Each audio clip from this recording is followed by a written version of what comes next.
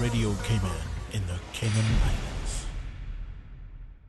For the Record is brought to you by Vamped Motors, the only authorized Ford and Toyota dealership serving the Cayman Islands. Cayman Pharmacy Group, with a location in West Bay and professional pharmacy at CTMH Doctors Hospital. The Cayman Pharmacy Group has a location for you just around the corner. Seaboard Marine, with over 35 shipping ports, find your shipping solution by calling 949-4977 or visit seaboardmarine.com for competitive rates. Rotary Central, for more than 110 years, Rotary members have used their passion, energy, and intelligence to take action on sustainable projects. Fidelity Bank, for all your banking needs, visit fidelitygroup.com. Fidelity, we're good for you. And Roper's Janitorial, complete janitorial service for commercial, industrial, and residential. They get the job done right every time. This is For the Record with Orrett Connor.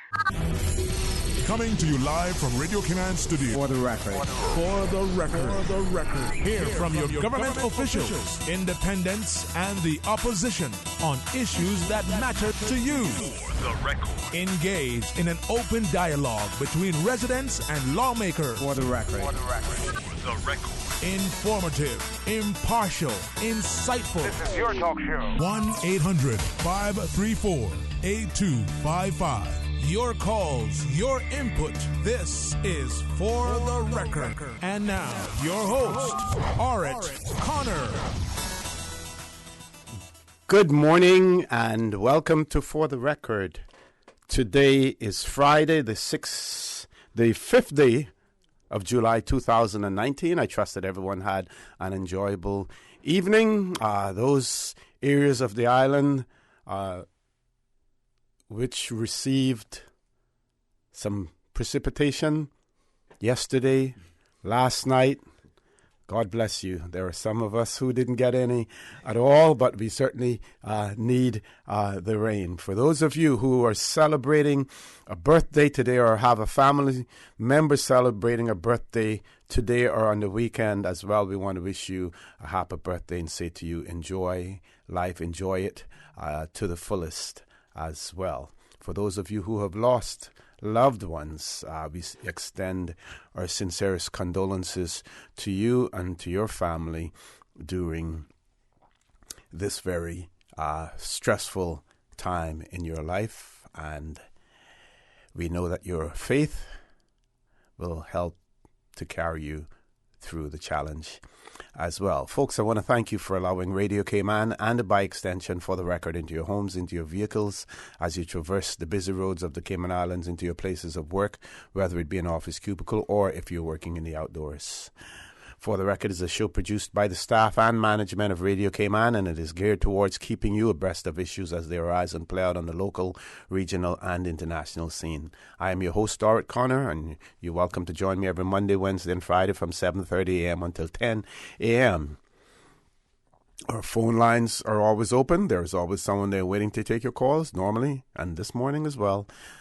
That beautiful radio voice of Miss Susan Watson. You can call us on our toll-free number provided courtesy of Flo. That toll-free number is 1-800-534-8255. You can also call us on 949-8037 and 949-6990. If you don't want to talk on the telephone, email us at For the Record. That is one word, For the Record, at candw.ky. WhatsApp us on 925-3261. Leave us a text message, send us a voice note, the contents of which will be played during the course of the show. And, of course, you can follow us on YouTube simply by subscribing to Radio Cayman live stream. Before I introduce my guests this morning, I just want to, again, say thank you to those persons who participated in yesterday's very special show in the morning from 7:30 until 10 o'clock and in the afternoon from 12:15 until was supposed to be 2:30. I think we finished around about 2:45.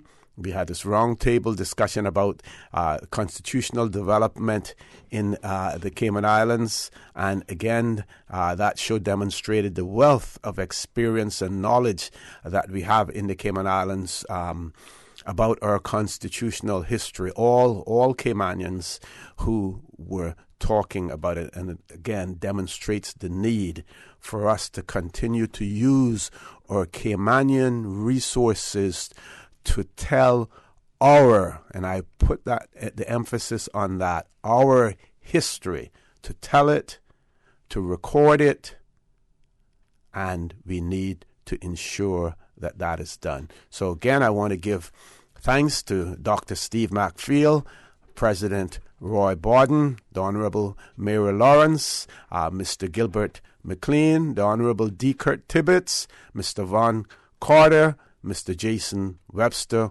all who participated. We know that we didn't have phone calls coming in, and there was a reason behind that, but we are also thankful for those persons who sent us WhatsApp messages, emails with comments and questions as well. And I trust that the information that we passed out to you was informative, educational, and enlightenment as well. And we don't want it to stop there. We want really to continue to tell our story, which is interesting, which is a rich, rich story as well. And the gentlemen that I have in the studio this morning, they have a story to tell too. They have a history as well. The gentlemen in the studio with me this morning are members of the opposition. Deputy Leader of the Opposition, Mr. Alva Suku, MLA Mr. Kenneth Bryan, and MLA Mr. Christopher Saunders. Gentlemen, good morning. Welcome back to For the Record. Morning, O.C. Thank you for having us on again. It's good to be back on. I missed the last Friday, and I was actually off island, but I understand it was a good show. Always is. One thing I want to say good morning to, of course, the listening public. It was a pleasure coming in this morning. No traffic, which is a good thing, but it sort of makes you a little bit apprehensive of what's coming up again in September. But we'll enjoy it while we can. But it's good to be here, and I'm looking forward to a good discussion with the callers as well. So encouraging people to call in. Sure. Mr. Bryan? Good morning, OC. Good morning to the listening and viewing audience here in Grand Cayman, Brackville, Cayman, and across the world via YouTube and via, I'm not sure if you're streaming Facebook yet, but I'm quite sure we're on our way there. I want to give apologies for the leader who had a number of other matters to deal with this morning, very important meetings, and Mr. Anthony, who is still recovering. But before we go on, I want to send a big happy birthday shout out to somebody that I know we all respect and love, Mr. Charles Clifford. Today is his birthday. So big happy birthday to Mr. Charles Clifford, and to one of my own constituents, Mr. Patrick McPhail. He's the younger version of the Patrick that we know. He's 32, so happy birthday to him. But I look forward to today's show, and I hope that we all have a better understanding of the topics that we talk about. Okay, Mr. Saunders.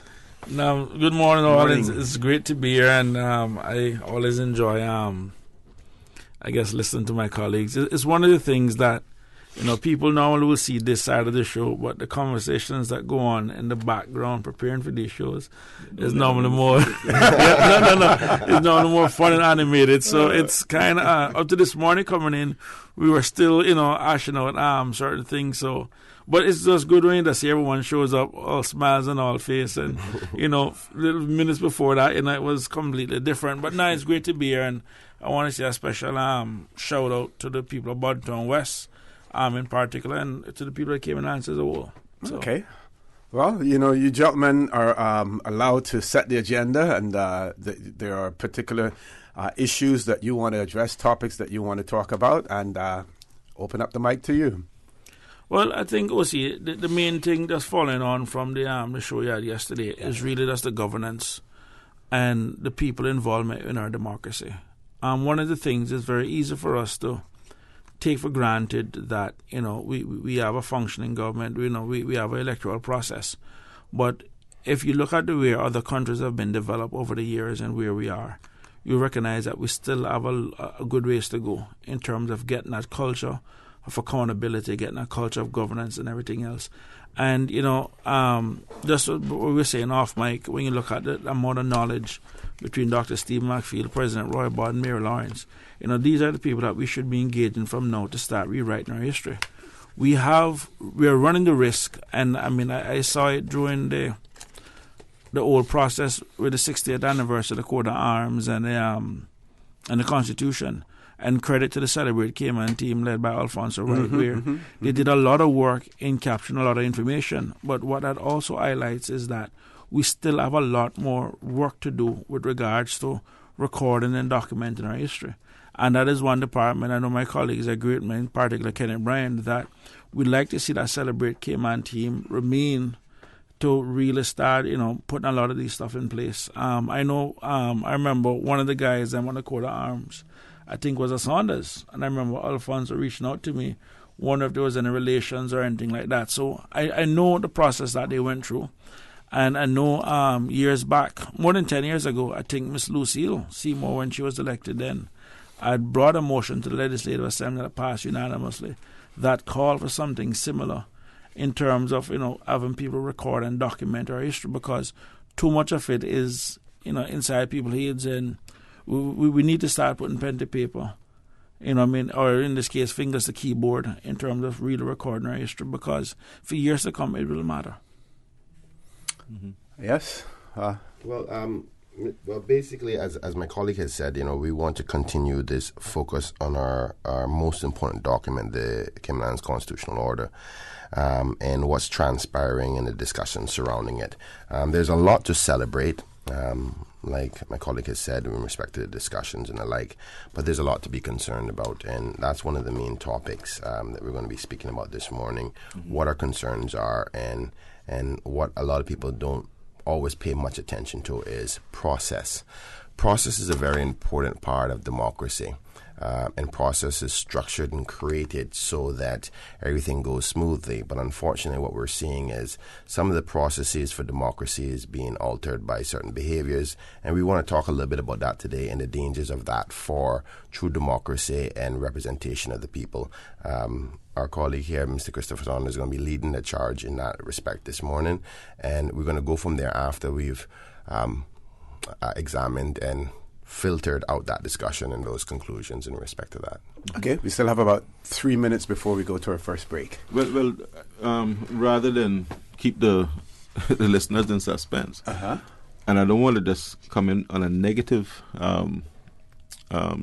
point, but my biggest concern was and I said this to my colleagues earlier, is that we're now celebrating our Constitution, and I wholeheartedly support that effort.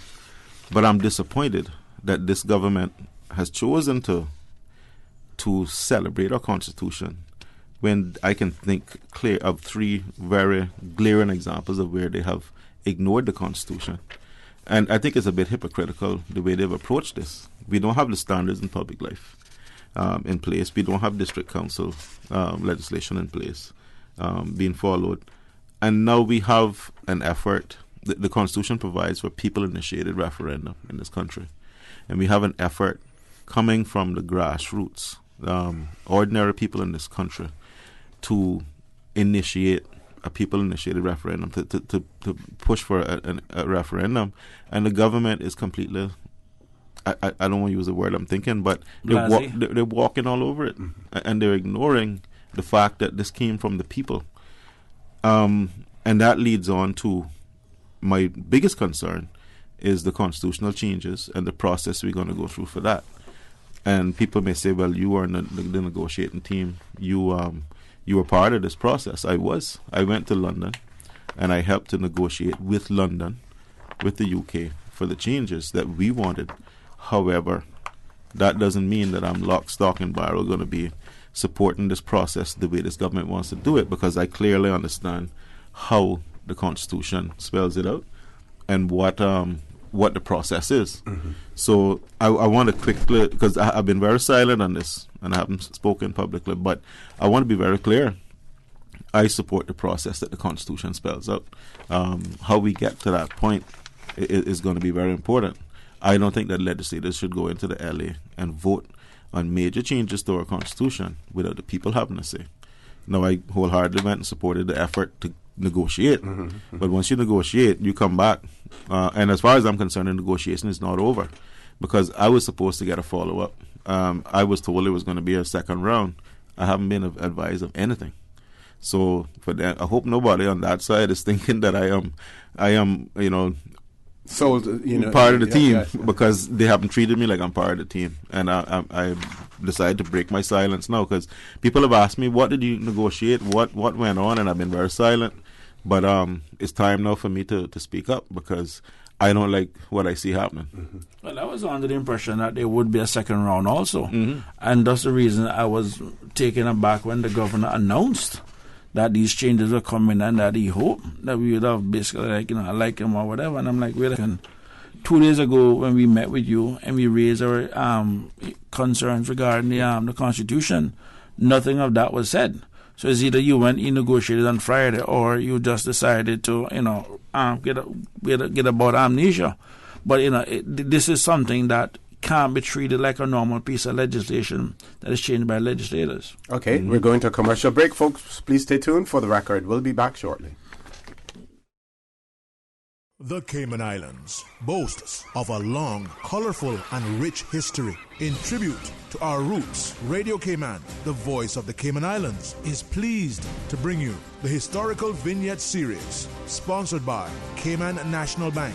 Visit Cayman National Bank today for all of your financial needs. The Cayman Islands, he hath founded it upon the seas. Pedro St. James holds historical significance for many unique things. The Great House is the location of which the proclamation to end slavery in the British West Indies was read publicly. Following the Slavery Abolition Act passed in 1833, the purchase or ownership of slaves was made illegal within the British Empire. On May 6, 1835, 2 years after the Abolition Act was passed in the United Kingdom, the proclamation was read by Captain Anthony Pact on orders of Lord Sligo, who was the then governor of Jamaica. At the time of the abolition, there were approximately 985 slaves on Grand Cayman who were set free.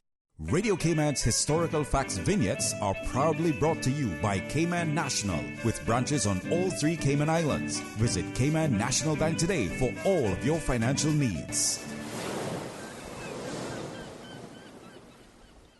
When you need stability, think Business of the Year. Considering a new career opportunity, think Best Place to Work.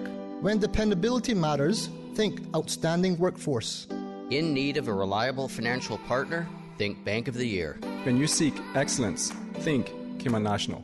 No matter how many accomplishments we achieve, we always set the bar higher. That's why we are the most awarded bank in Cayman, and we are proud to be your 2018 Bank of the Year.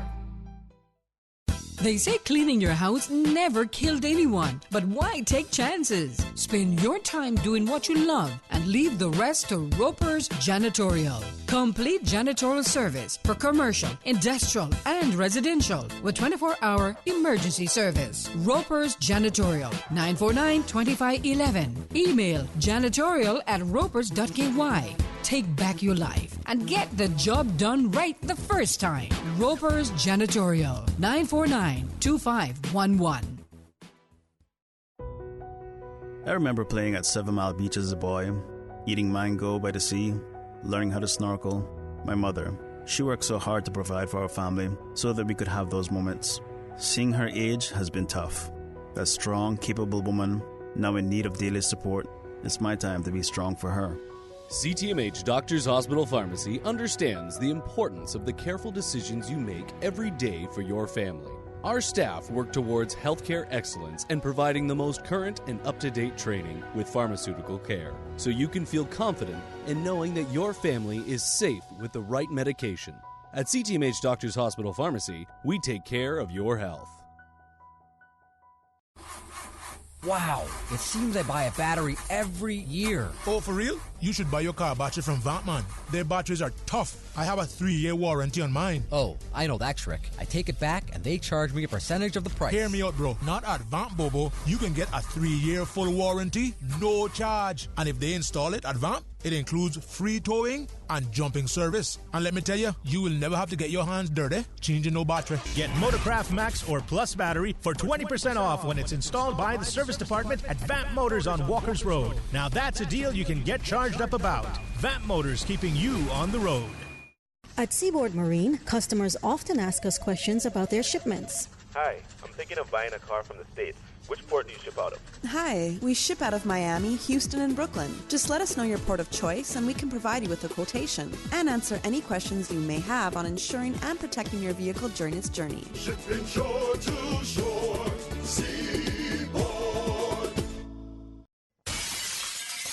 Sometimes things just don't go as planned. That's why you need Contractors All Risk Insurance from Fidelity Insurance Brokers. Ensure you're covered in the event of property damage and third-party injury or damage claims during your construction projects. And with Fidelity Insurance Brokers, you can be sure you are getting competitive pricing and superior customer service. Call us today for a free quote. Fidelity, we're good for you.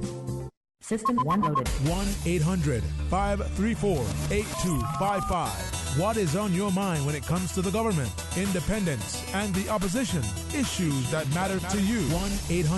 1-800-534-8255. Waiting to hear from you. For the Record. This is For the Record with Orrett Connor. Good morning and welcome back to For the Record. In the studio with me this morning, Deputy Leader of the Opposition, Mr. Alba Suku, MLA Mr. Christopher Saunders, and MLA Mr. Kenneth Bryan. Gentlemen. Where's the letter I gave you earlier, OC? I pass it back to you. Oh, there it is. Yeah, sorry, thanks. One of the things I wanted to say from get-go is that we do accept that the Constitution itself is a living document and that there will be changes. I mean, even the United States Constitution, one of the oldest constitutions in the modern democracy, has gone through several changes itself. But one of the things that what we are pushing for is not that we are against all of the changes. What we're basically saying that it should be done by referendum. And one of the things I wanted us to read to your listeners, OC, and people watching at home, yes, was a letter from Chris Bryant, who was then the Minister for Overseas Territories, which he wrote to Mr. McKeever Bush, who was the then leader of government business. And this letter was dated the 10th of June 2009. And it says, "Dear Mr. Bush, as part of the constitutional modernization process, the Cayman Islands government made the following proposal. After the present modernization process has been completed, further changes to the Constitution should not be made without the authorization of a referendum unless the change is declared by the Premier and the Leader of the Opposition to be minor or uncontroversial, in which case a resolution of Parliament would be sufficient. The UK government should be invited to agree that it would honour this referendum requirement." The letter also goes on to say, "In general, the United Kingdom government approves the idea that substantial constitutional changes should be supported by the people of the Cayman Islands in a referendum. Accordingly, the United Kingdom government would normally use its best endeavours to honour this referendum requirement. However, there may be exceptional circumstances where it would not be possible or appropriate to do so, and for that reason the United Kingdom government must reserve its position on this matter." But this was in response to Mr. Bush's question at the time concerning how do we make changes. Mm-hmm. And as you can see, the 10th of June, bearing in mind that the Constitution came into effect, I think, November 2009. 6th of so November, even yes. prior to, there was the consensus or the belief that any changes to this document should be made by referendum. Now, one of the things, and which we have not put out yet publicly, has been, even the draft proposals and everything else, because we were under the impression that, one, the negotiations were still ongoing. So from that standpoint, you're like, okay, you don't want to be premature because at the end of the day, this is something that you also don't want to make political also. You know what I mean? So that's the reason why, despite even having what was proposed, and which I'm surprised to find out now that even the current constitutional commissioners, they themselves really wasn't involved too much in this process, also kind of give me pause. But it is in that vein where I am now concerned, because it's not as if though the announcement that was made last week said, it is something that's ongoing. I was shocked because, like I said, 2 days before we met with the Governor, Lord Ahmad, we raised our issues concerning the governance structure. We raised it concerning the government reaction to the people's initiated referendum. You know what I mean? And even the gutting of the FOI law and everything else that the government recently did. The lack of district council, the lack of the standards in public life. So we were expecting now, and Mr. McLean now has been leader of opposition now for more than a month. He has still not yet been given a brief in terms of where they are with regards to the constitutional talks and everything else.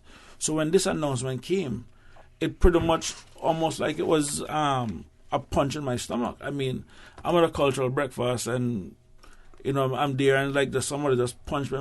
I'm like, what is this? You know what I mean? So I was really a little bit taken back. You know what I mean? And if that is a culture in which, or the manner in which we're going to negotiate the Constitution or look to change the Constitution, then we have a serious problem in this country. And OC, it is, when Mr. Saunders says punch in the gut, I heard it through him. I wasn't there.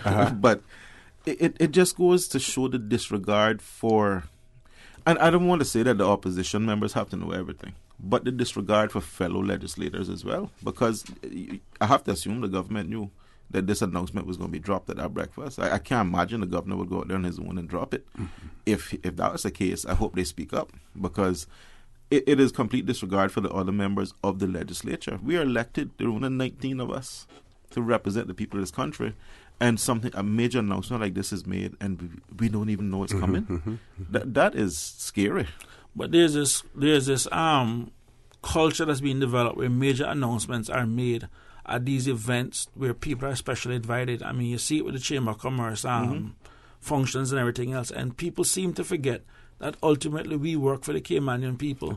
And it can't be a room full of guests. And not only that, paying guests, especially when you think about the Chamber, people who are paid to come and get an audience with the government to listen to their future plans for the country, yet the average Caymanian can't get that opportunity. The People for Referendum group can't get a meeting with the Premier. Yeah, I hope people are realizing where we are. Maybe they register at the Chamber. Yeah, and yet we're out here celebrating the Constitution. And another factor that I think we should highlight here is that, we obviously brought up our dislike with this kind of behavior since last week.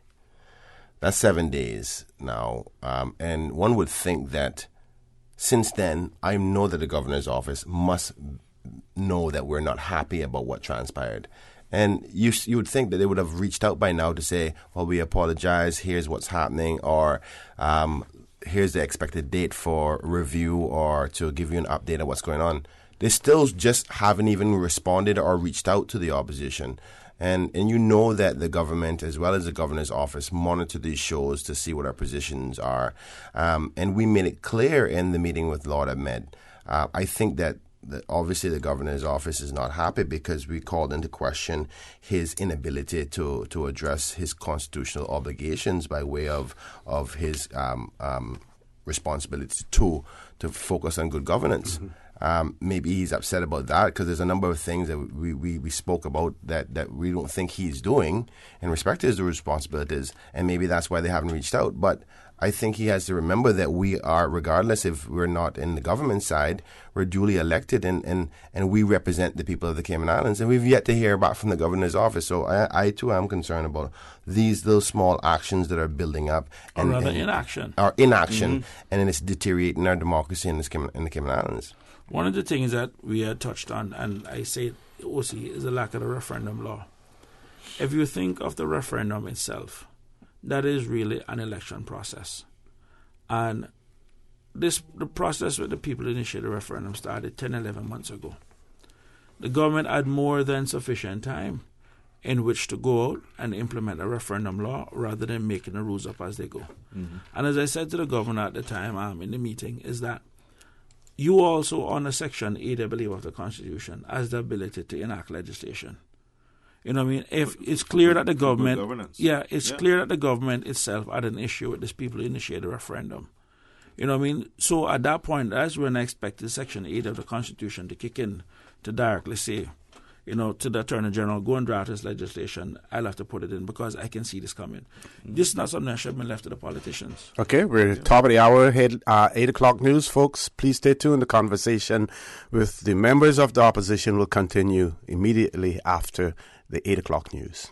Thank you, Mr. Connor. And studio time by Price Right is 7:59.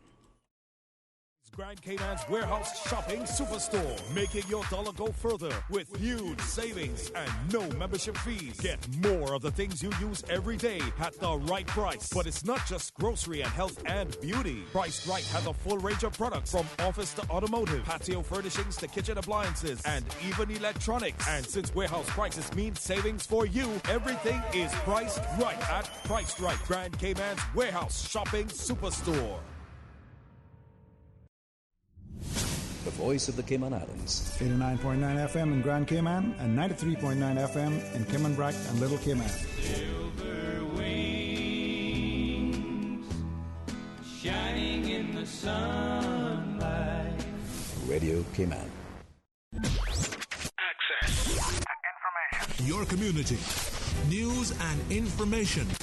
Radio Cayman is your choice, your voice for today's biggest news. Radio Cayman.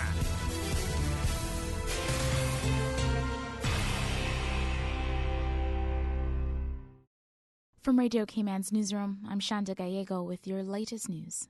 Speaker of the House, the Honourable Makiva Bush, is representing the Cayman Islands at Tynwald Day 2019, the ongoing Isle of Man National Day celebrations. We get more on this now from Radio Cayman's Giovanni Ebanks. Speaker of the House, the Honourable Makiva Bush, and his wife, Miss Kerry Bush, were invited to attend the annual celebration this week by the Honourable Stephen Rodan, President of Tynwald, the Isle of Man Parliament. The event this year focuses on shipping to reflect the island's rich history and maritime heritage. The celebration pays tribute to a tough yet successful sea journey 40 years ago to the Isle of Man from Norway. The journey, in 1979, accomplished aboard the replica of a 9th century Viking ship found in Norway, was crewed by Manx and Norwegian sailors, according to the Tynwald office. Celebration will include the unveiling of a plaque to commemorate the 40th anniversary of the landing. The Isle of Man is a self-governing British Crown dependency located in the Irish Sea between Great Britain and Ireland. Established in 1765, the island's bicameral legislator, Tynwald, claims to be the oldest continuous parliamentary body in the world. Reporting for Radio Cayman News, I'm Giovanni Ebanks. The Elections Office says to date 702 petition names have been confirmed since the independent verification process on the cruise port referendum petition signatures started. Through the collection of signature verification forms, the Elections Office has approved 12.9% of the 5,438 signatures submitted by the cruise port referendum Cayman Group as of Thursday, the 4th of July. In other local news, a celebration of all things mango kicks off tomorrow at the National Museum. This year's mango season will be our 4th annual mango season at the museum. It's going to be a free event to the public. Museum's Brian Watler says it promises to be filled with mango madness, including local food and mango products, a mango peeling competition, live music, and more. It all happens from 10 a.m. until 2 p.m. this Saturday at the National Museum on the waterfront.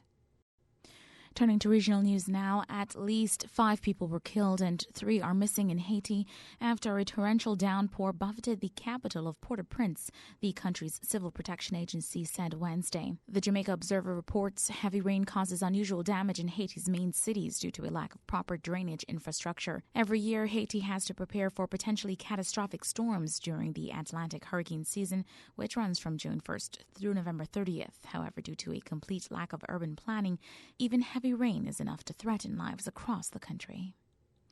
We turn now to the BBC with a check of international news. That is it for me. From Radio Cayman's newsroom, I'm Shanda Gallego. I'm Debbie Russ with the BBC News. A senior official in Iran says it should seize a British oil tanker if the UK doesn't release an Iranian vessel it seized on Thursday.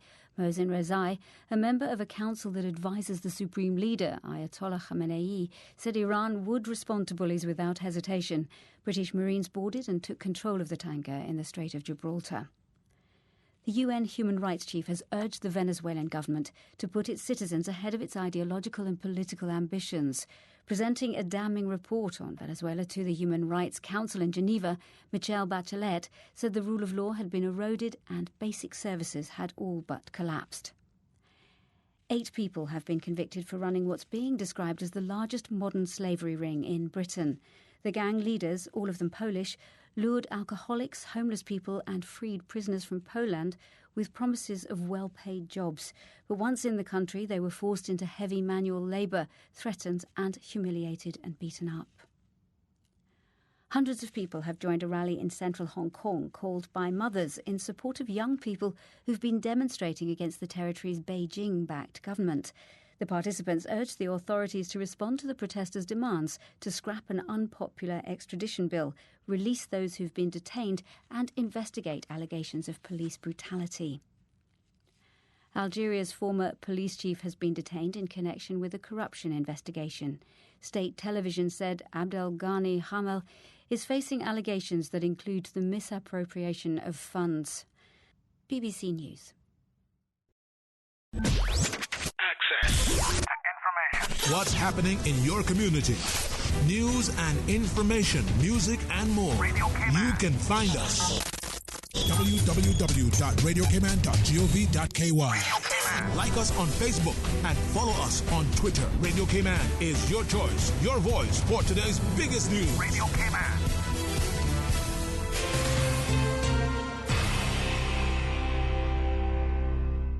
The Cayman Islands Seafarers Association wishes to inform all members that there will be a general meeting on Tuesday, 16th July at 7:30 p.m. in the Seafarers Hall, 11 Victory Avenue, Prospect. There will be 3 buses from West Bay Town Hall, which leaves at 6 p.m. The Barnes bus route in Georgetown leaves the public library parking area at 6:45 p.m., stopping at the Cayman Compass Building and the Airport Fosters. The bus marked Bobo is $1 public transport and is blue in color. Pickups are from British Caymanian, Uncle Bill's, Walkers Road, Shedden Road and Crew Road. The bus from East End. Pickups are at the school parking lot, the gas station and the Wreck of the 10 Sails starting at 5:45. North side pickups are at Chisholm Store and the soccer field starting at 6:15. The Boddentown pickups is at Lorna's gas station at 6:45 and the Savannah pickups is at the gas station at 7 p.m. The Weather Report is proudly sponsored by Super Stitch Sewing and Fabric Center, your one-stop household store at 39 Pasador Place, Smith Road. Still offering the best prices in town. Call 949-2833 or go to superstitch.com.ky. New stock has just arrived at Super Stitch. Now don't take my word for it. Drop by and see for yourself. Fresh off the boat, we have loads of fabric, vinyl upholstery fabric, fabric for cushions, outdoor fabrics, and dress fabric. That's not all. Super Stitch has sewing accessories and craft items. Included in the new shipment, you will find sheets, comforters, throw pillows, bath mats, rugs, and curtains for every room in your home. Super Stitch, 39 Pasador Place, Smith Road. Still offering the best price in town. Call 949-2833 or go to superstitch.com.ky. Good morning. Time now for the latest weather report. Current temperature is 78. Relative humidity is 98%. Barometric pressure 30.49 inches and falling. Winds are calm. Overnight low temperature was 75 degrees. Synopsis indicate light east to southeast winds along with slight to moderate seas are expected across the Cayman area for the next 24 hours as a result of a weak pressure gradient across the northwest Caribbean. Radar images show isolated showers in and around the Cayman area moving towards the west. Now, the forecast for today calling for partly cloudy skies becoming cloudy at times with a 30% chance of afternoon showers and possible thunder. Temperatures will be in the low 90s with a heat index of 105 degrees Fahrenheit. Winds will be east to southeast 5 to 10 knots and seas will be slight with wave heights of 1 to 3 feet. Forecast for tonight calling for partly cloudy skies with a 30% chance of showers and temperatures falling to the upper 70s tonight. Your winds will be east at 5 to 10 knots and seas will be slight to moderate with wave heights of 2 to 4 feet. Today's high tide will occur this morning at 11:22, low tide this evening at 5:36. Sunset 7:06, sunrise 5:53, and the outlook is calling for similar weather conditions through Sunday morning.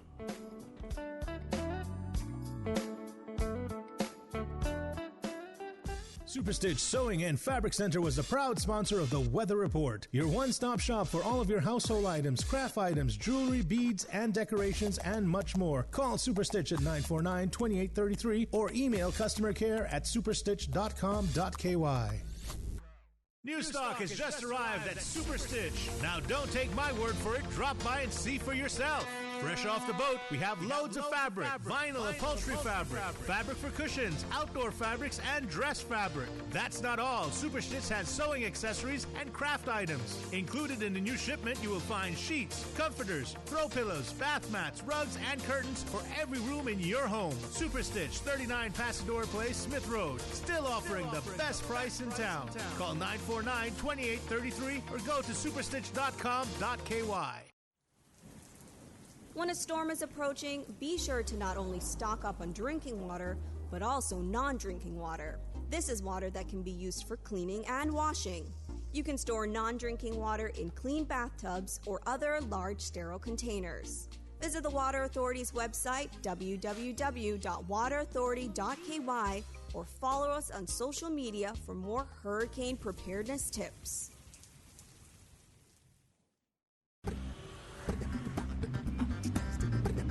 Good morning. Let's take a look at what's happening on our roads. Traffic is busy coming from the Butterfield roundabout, heading towards the Industrial Park area. Slight delays expected.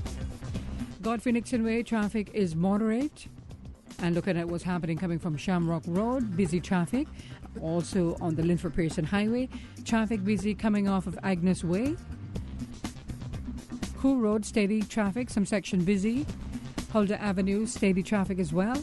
Thomas Russell Way, traffic flowing moderately. Coming from the Westway 4-way stop, light to moderate traffic flow. On the Westway Road in front of the Ritz, traffic is moderate in both directions. And light to moderate traffic flow on Owen Roberts Drive. That's very latest on your traffic. Join us again at about 10 minutes after 12. We'll update you traffic-wise. Remember 10-2 on the steering wheel. Have a good morning.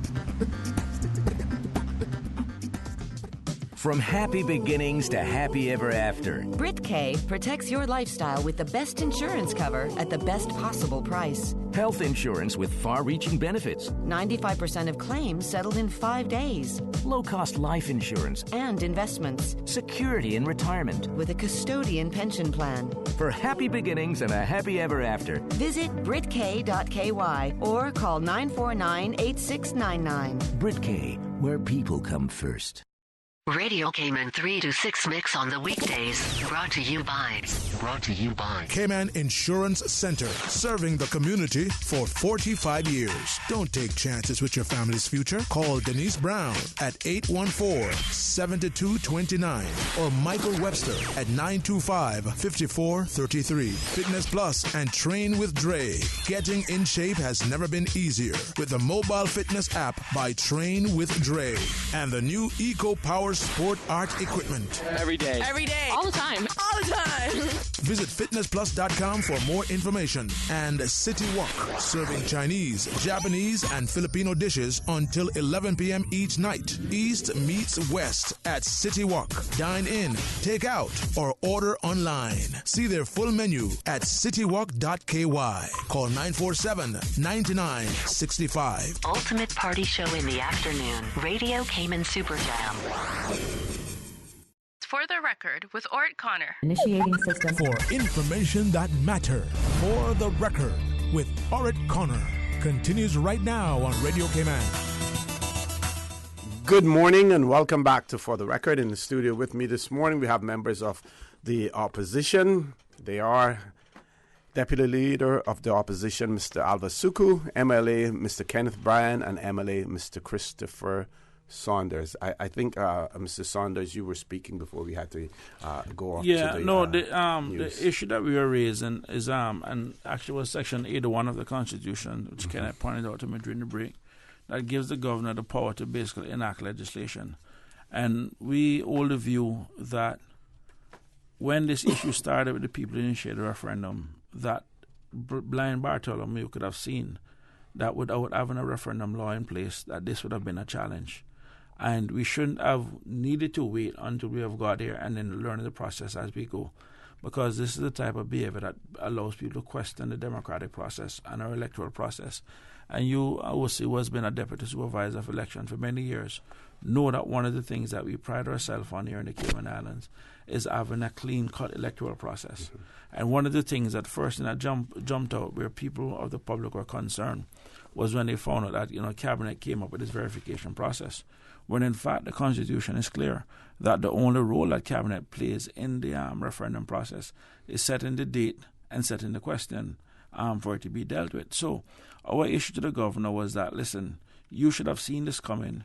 You should have instructed the Attorney General to draft the legislation, and if needs be, send it to the give it to the Premier or talk to the Premier to get it dealt with. And if the Premier is unwilling to put a referendum law in place, then put one in place. Mm-hmm. But we shouldn't be here now kind of feeling around in the dark as to where we're going, what we're doing next, when this process should have been outlined. And then when you look at it also, that Section 70 of the Constitution from back in 2009, almost 10 years ago since it's been implemented, called for the people-initiated referendum. Again, this is something that should have been dealt with. So the thing about it is, OC, where we are concerned is if you look at Part 8 of the Constitution that deals with institutions supporting democracy, and you look at the and you just look at the checklist going inside there, you can literally find a challenge with just about everyone. Whether it be the Human Rights Commission, where the terms have expired. You look at the Constitutional Commission, where terms have expired, members not being replaced. You look at the Advisory District Council, nothing has been done there. You look at the Standards in Public Life, where that law has been passed, can't be implemented.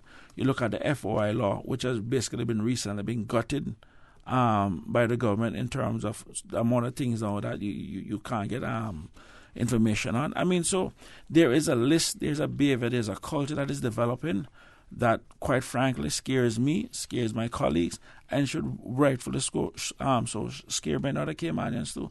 This is not how you build a democracy. And when you consider that the Westminster system itself is one where there's a winner-take-all mindset, you know what I mean? You could have a government with a one-seat majority and literally own the whole show. So it's important for us where we make sure from very early on we have these governance tools in place to keep elected representatives in check. Because it could be a situation where, let's say as the population grows, we may decide, you know what, the people initiate a referendum rather than require 25% of the vote. Voters may be down to 20% or 15% as the population grows. You know, as the amount of voters grow. So, I mean, these are stuff, but ultimately it is for the people to decide. And it's not for the elected representative to be sitting down, agreeing these changes, and then coming into the Parliament and voting on them through. And after seeing what the government recently tried to do on the Public Accounts Committee, in terms of just push all their members on it, these are, and I mean, you're talking about right now, the Public Accounts Committee have 5 members. The government has 3, the opposition has 2. When Mr. Millett resigned at the time, we were looking to basically maintain the same ratio of 3 government members to opposition members. So when they proposed me to be chairperson with 4 government members, that in itself alone, of which 3 of them are in essence act sometimes as ministers and everything else, you know, it shows me a certain culture. And it shows one in terms of I don't want to be held accountable. I mean, you look at, again, the recent statement by the Deputy Premier. We can't run the country by a referendum. The whole election process is a referendum itself. You know, and this is the reason why for 2 successive election, this Premier nor his team can get a mandate. Because this is the culture and this is the behavior that they come to the public with, and it needs to stop. Okay. If I can add one other element, and this is something that I think the governor should be concerned about.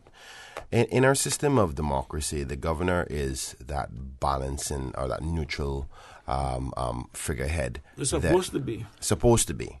And he's supposed to intervene when good governance is not being enacted or perceived to be. And there are some actions that people have stated that, you know, good governance is not happening, like what my colleague said, the enactment of certain legislation that is in the Constitution, as well as the lack of the referendum law.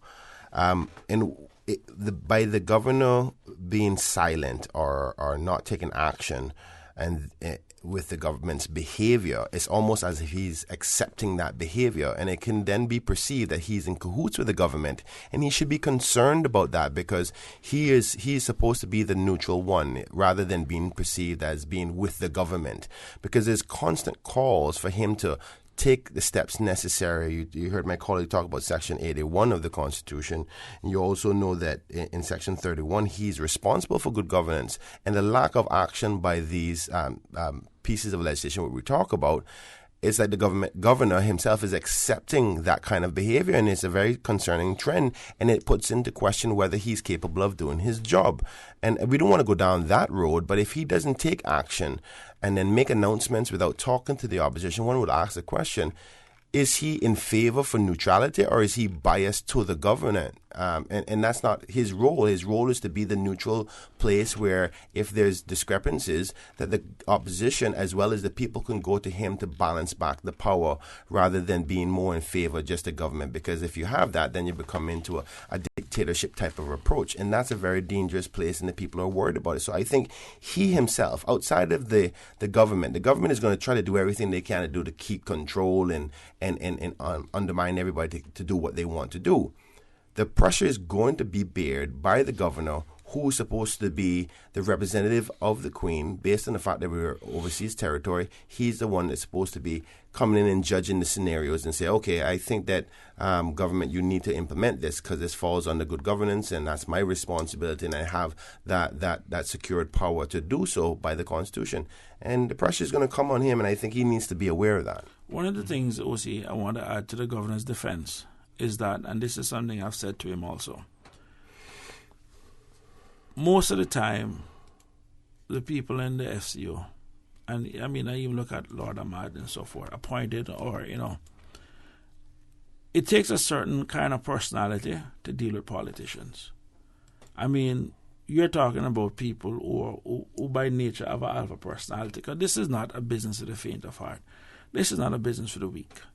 You know what I mean? And one of the things I'd pointed as an example is that if you look throughout the Caribbean and Africa, places that were formerly British territories, and parts of Asia too, many of those countries have built a reputation of being corrupt. And it is kind of the fact that a lot of the time the people who they send to negotiate with these people can't really manage them. I mean, when you look at the Caribbean, you look at this Eric Williams, you look at the Bustamantes, you look at the Norman Manleys, you look at the Vera Bird, you look at some of the people, I mean, politically very sharp. Forbes Birmingham, Treddy Jig, and those guys. Grant Adams. Guys who are sharp. And some of the people that they send to negotiate with these guys, no offense, politically, it takes a certain amount of skill, acumen, and savvy to become a political leader. Because, one, you already have an alpha personality, and then for you to be the alpha of the alphas, it says something about you. I mean, you can say what you want to say about the premier. He is no political lightweight. No one can sit down and say that about him. He has been able to, despite not getting a mandate twice, he has been able to pull a government together. That takes a certain amount of skill. You know what I mean? And when I look at some of the people that you send, you can't send anybody off the street to deal with our premier. The man is a sharp politician. I mean, he's actually very good at his craft. He's very good at what he does. And when you have these guys coming up, no disrespect, but they're just not boxing at the same weight that the premier is boxing at. And in many cases, even other members of the Legislative Assembly is boxing at. So I think it's more an issue with the people that they have sent, because they have built a reputation. I mean, you look at Chris Bryant, who wrote this letter. He was an MP. When you go through the election process, when you go through the campaigning process, it does something to you. It makes you into a different person versus somebody just being appointed and they're showing up, okay, guys, I have this job, what do I do? You know what I mean? It is not the same thing. And I think most governors find that out too late when they have done. Most of them, I've been told by even some of my former representatives that the governors will say to them when they're leaving, boy, I wish I know now, I wish I know then what I know now. I would have been a complete different governor kind of thing. And many of them actually go through that, but again, they're learning on the job as they go. But when you're dealing with this kind of personality, we're not the type to back down. And I think even some of our meetings, we're very straightforward and direct with them. You can see sometimes there's almost a kind of like, whoa, did he really said what I thought he said? Okay. We have a caller on the line. Caller, good morning. Welcome to For the Record. Good morning, OC, and good morning to your guests. Good morning, ma'am. Good morning. Morning. Good morning. Good morning. I want to say, first of all, condolences to Mr. Miller, Ezard Miller, his whole entire family, we have lost a great person, a great man in this island. And I'm so sad to say this. We Caymanians call ourselves Christian, and this was a great man, a sea captain that have learned from scraps to become a sea captain, a great person, and yet we don't hear one thing on the radio about it. We now hear politicians, representatives, even giving condolences to the Miller family. Oh, see, you forgot Miss Georgette when you were talking about the guest that you had on. Thank you very much. Yes, thank you. She's a lovely person, a very great person. My concerns are always Caymanians, educated, uneducated, but still would want to work without jobs. We put our representatives there, in particular, our West Bay representatives. My God, some of them carry on like 5-year-olds, don't know what's going on. I understand we have a house in West Bay that house 2 or 3 people that are very sick, that had strokes, and because they can't get them into golden age. I hear the condition of that place is not good at all. The mother of one of the boys that were put there worked very hard. He worked for government as well, and they have somebody looking out for these people, but the place isn't good. And the mother told me yesterday, she spoke to our representative. The representative didn't even seem to know where this place is. I'm begging you, Representative, I'm begging you, Mr. Bryan, Chris Saunders, Mr. Saunders, Mr. Suku, please make one trip in West Bay and see what is happening on our roads alone. They're filthy, especially the Turtle Farm Road, which I live. And believe me, our representatives out there, and they don't need to fear me. I am a concerned citizen, and I speak the truth because I was taught to speak the truth, or I would got my teeth slapped out. I speak the truth. Come so look to see what's happening down here. I invite you all, people, mental people, sleeping on people's porch right out there in the public for years now. It has been years. Mental people that their families is receiving help for them, still by fosters begging.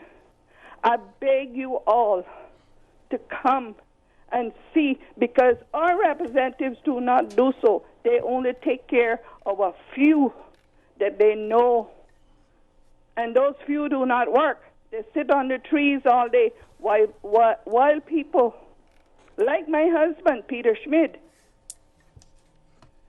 work. He works hard. He's retired, but he works very hard. He now at CIA on a contract. He's 71 years old, but those same people are living off of some of his salary. We paying these people for what? And yet we call ourselves godly people. My son, educated, right to government, applied to government over and over, and it's just like he's an oil rag that they need to throw away. They forgot what good he has done.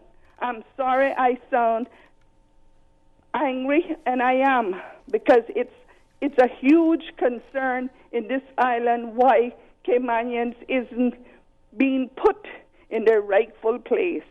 It's a huge concern. And those that are not concerned do have the sense to be concerned or are supported by the same politicians that make them lazy and good for nothing, and can put that every election. I can't go on, OC. My heart is too full. I am tired of this, and they don't need to fear me. They don't need to fear me. Caller, I want to thank you very much for that. We've reached that time where we have to go to a commercial break. Thank you very much, and I'm sure that the MLAs have taken note of what you've said as well. Folks, please stay tuned for the record. We'll be back shortly. At Seaboard Marine, customers often ask us questions about their shipments. I have various items coming from different suppliers that I need to ship to Cayman. Do you offer consolidation? Yes. Seaboard Marine offers consolidation for full and less than container loads. We can hold your packages at our Miami warehouse until everything arrives and ship it all in one go. And we have the best rates to Grand Cayman. Visit seaboardmarine.com for more information. Shipping shore to shore.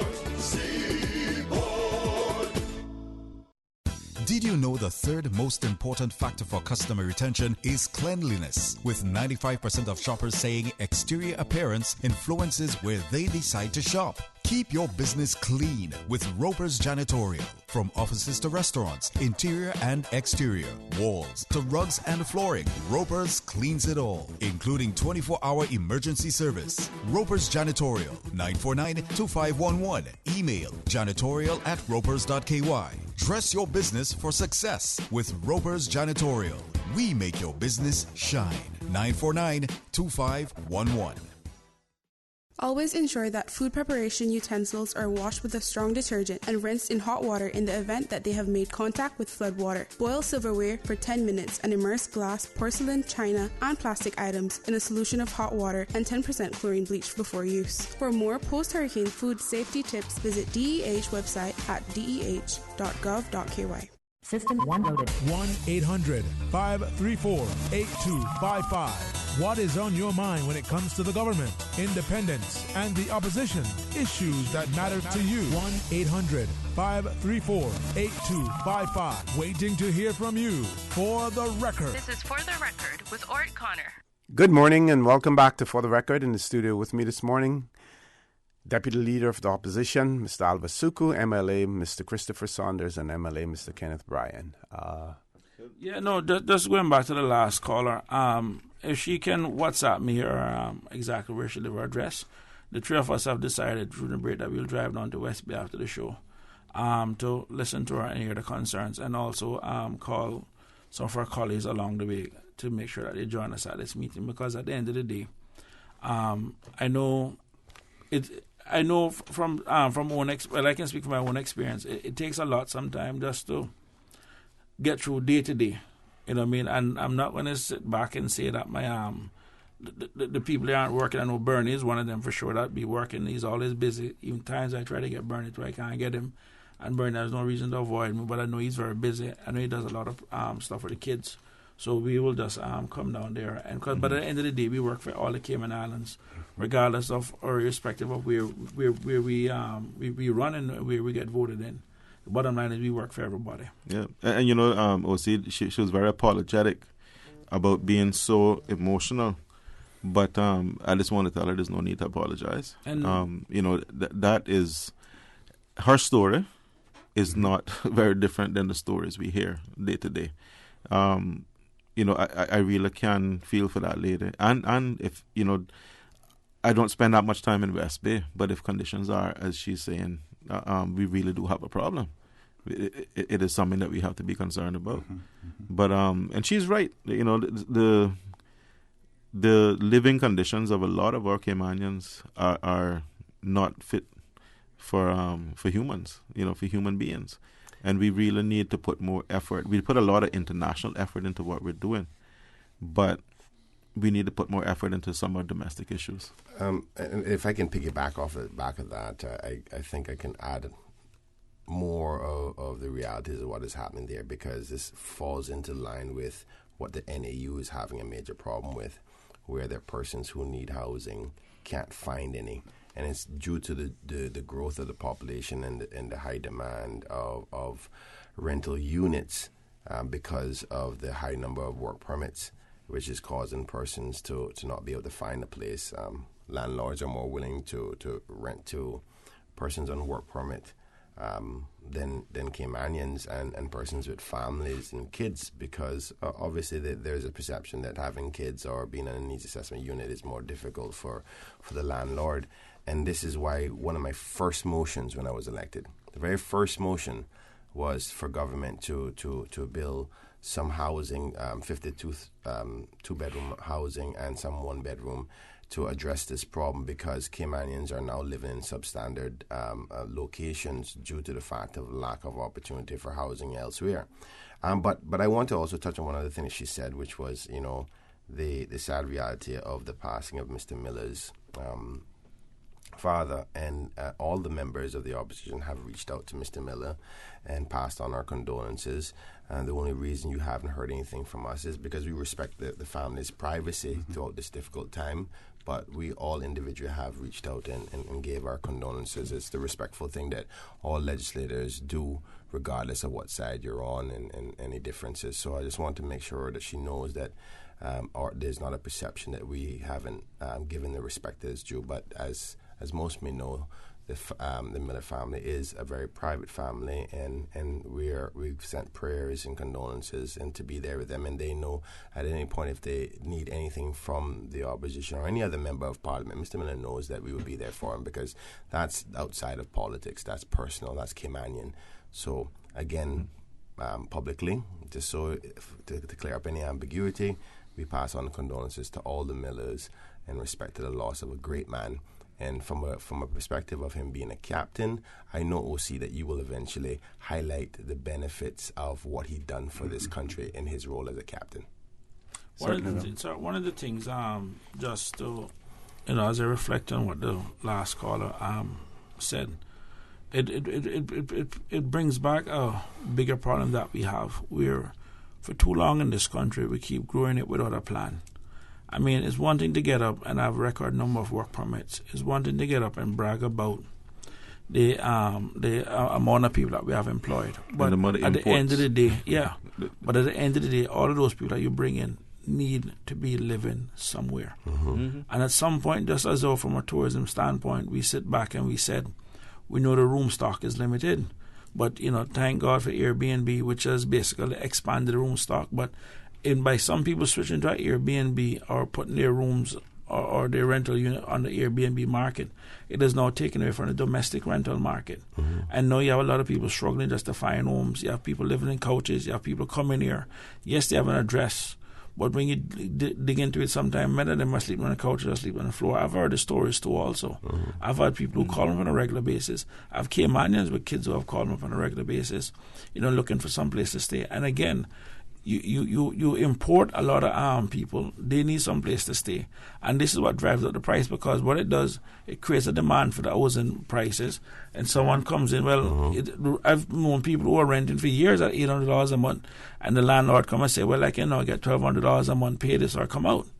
And I'm hearing that story one time too many. And this is what has been happening. But again, this is what happens when you are running a country without a plan. And this is why we have called for the development plan and everything else to be updated. We have called for a tourism plan in terms of what is the vision, what is it you want for the country, and this is something that is real. But just to keep hoping, hope is not a policy, and that's one of the cultures that need to change. This is a lot of work. When I look at even a chat group last night, I mean, you will see messages going on till 1, 2, 3 o'clock in the morning, and then there's a little break, then it starts back up at 6, 7 o'clock, and I be looking at my phone sometime, I'm like, these people don't sleep. But again, this is part of the process, when you're up late at night doing a lot of reading. I mean, I know last night Kenneth and I was up till pretty late, and I know I'll probably turn off the notification on his phone, because after a while I know he's probably just ding, and Arden is one of the worst. I mean, he just don't sleep. Yeah, he's always asking questions and wanting to know what we're going to do about this and what. He works really hard. I don't sleep. What brand coffee he's drinking. Yeah, I don't sleep. You know what I mean? But again, like I said, I really do feel bad for even the representative West Bay. But we're going down there, OC, not to show them up, but to let them and the public know that at the end of the day, this is not a West Bay problem, this is not a Georgetown problem, this is not a Bodton problem, this is a Caymanian problem. Mm-hmm. And wherever there's a Caymanian problem, regardless of where we are, we'll go down there and see what we can do to help. Mm-hmm. Yeah. Truth be told, OC, all of us go through this. Not majority, but a lot of the people that we deal with, a lot of the constituents that we deal with are not our own constituents. I'll get people from other parts of the island calling me, asking me to assist them with something, but it is part and parcel of being a representative. You put yourself forward for office. That's part of the job. So, I have no issue with going to West Bay this morning and speaking to this lady, because I could hear in her voice she needs to speak to somebody. Yet those persons who were extolling the attributes of the multi-member districts were saying, when you end up with single-member constituencies, you only have one person to go to, and this proves them wrong, because, in terms of what you're doing. That hasn't changed. Yeah. That hasn't changed. Yes. Mm-hmm. Yeah. Still 5 minutes before we go to our next break. Mr. Moderator, like what the good Steve would say, I think it's important that we highlight that we have a next sitting of the House coming up in about 2 weeks. And I just want to take this short opportunity just to highlight all the bills that will be coming to the House. They're more financially services related, which my colleague here, Mr. Christopher Saunders, would be focusing on. I feel sorry for him because that's his department. I've been reading but yeah, he has a lot of work to do. Before you go into again, I want to say this quickly. Yeah. This highlights the hypocrisy of what is happening now with our Constitution and everything else and the referendum. Because we have these financial services bills coming.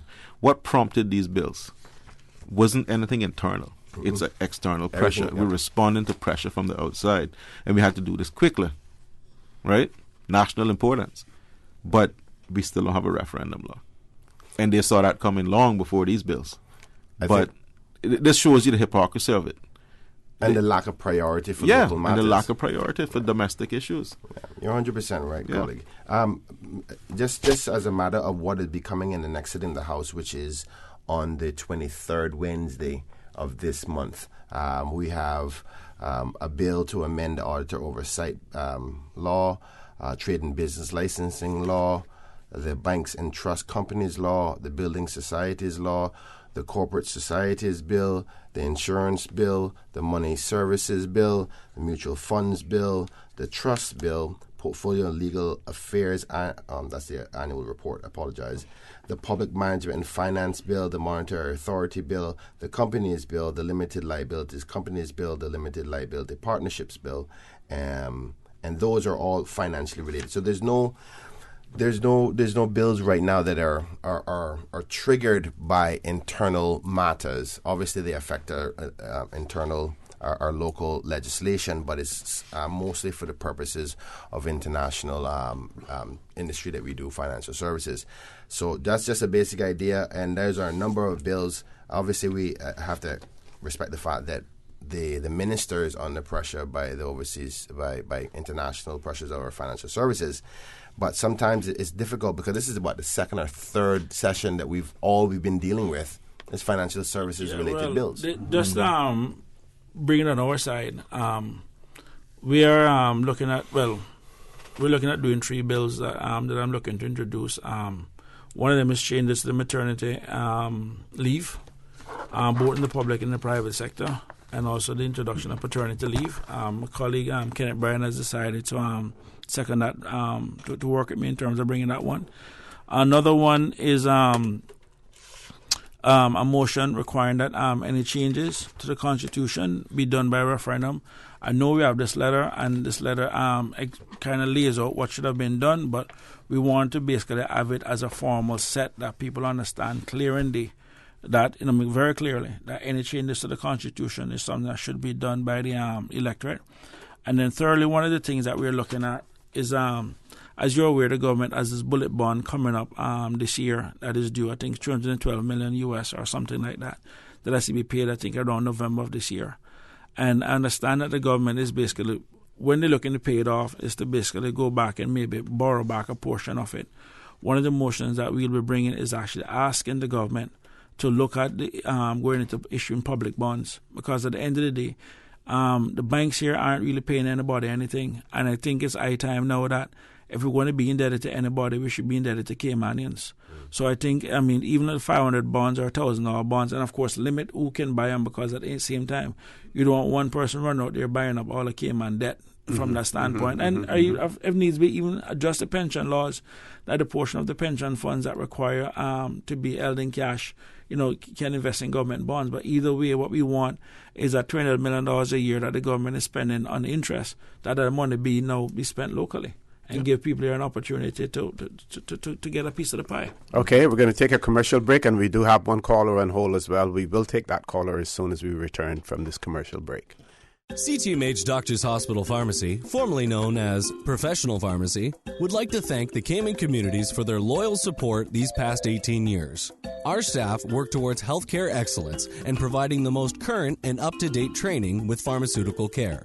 Thorough background checks and follow-up consultations is only the beginning. Your safety is our concern. Our staff are respected healthcare professionals whose job requires careful and precise calculations. Thank you for being a part of our family and for choosing CTMH Doctors Hospital Pharmacy, where we prepare to provide exceptional care. At CTMH Doctors Hospital Pharmacy, we care about your health. Wow, it seems I buy a battery every year. Oh, for real? You should buy your car battery from Vantman. Their batteries are tough. I have a 3-year warranty on mine. Oh, I know that trick. I take it back and they charge me a percentage of the price. Hear me out, bro. Not at Vamp Bobo. You can get a 3-year full warranty, no charge. And if they install it at Vamp, it includes free towing and jumping service. And let me tell you, you will never have to get your hands dirty changing no battery. Get Motorcraft Max or Plus battery for 20% off when it's installed by the service department at Vamp Motors on Walker's Road. Now that's a deal you can get charged up about. Vamp Motors, keeping you on the road. At Logic, we make things better for our customers. It's why we're offering free Boost Wi-Fi. With Boost, you get improved Wi-Fi connectivity everywhere in your home, so there's no more dead zones. The only people we're not making this better for is parents. Because now with seamless Wi-Fi in every room in your home, go to your room isn't really the punishment it used to be. Sorry about that. Sign up now for any Logic Bundle package and get free Boost Wi-Fi for a limited time. Visit logic.ky for details. For the record, with Orrett Connor. Initiating system. For information that matters. For the record, with Orrett Connor. Continues right now on Radio Cayman. Good morning and welcome back to For the Record. We're going to the phone lines as promised. Caller, good morning. Welcome to For the Record. Yes, good morning. I just want to ask good morning to the MLAs and good morning to you. Good morning. Good morning. With respect to the list that Kenneth read off of the number of bills that are coming to the House, I'm just wondering if you all have any kind of update on the mortgage bill, when that's going to get to the House. And also, I would implore you to, you can contact me if you want, but you need to bring a bill to amend the strata laws so that the strata management companies do not also kick Caymanians out of their homes for a little bit of money and sell it, as BCQF has been doing. And I really need you all to get that dealt with, because that's another situation in this country where a lot of our people are losing their equity. It's being stolen by the banks or the companies that the banks hire. That's on this particular system to evaluate your property. Let me say this: in a matter of 3 months, a house can go from $500,000 by one valuation, and 3 months later, the bank's valuation said $300,000. And it was $500 3 months ago. So there's a lot of that issue that's happening, a lot of that thievery, I call it, stealing people's equity and kicking them out of their homes. We need to stop that in the United Kingdom. You can't kick people out of their home unless they're actually not paying anything. And we see a lot of times where people here are paying on their mortgages and paying on their strata fees and have a major dispute with their strata, but they're still pushed into court and foreclosed on. So guys, if you really want to get back in the next election, there are the two things you need to work on. That will give you the majority of the voters in your district to come and support you, because a lot of districts have a lot of foreclosures still going on, and our government is turning a blind eye to it, and it's not fair to them. We're rolling out the red carpet for international business and international this, and like you say, we're not addressing enough of our domestic issues, and that's unfair because they're the same people that get in that hotline every election and vote and put them back in. So I hope you guys will work on that and get that resolved. Review the strata law. There are sections in there that were amended in the last few years that gives these managers the authority and the power to kick you out of your home. Okay, that needs to stop. That is like a subtle genocide. Not killing you, but they're killing your equity. Take care.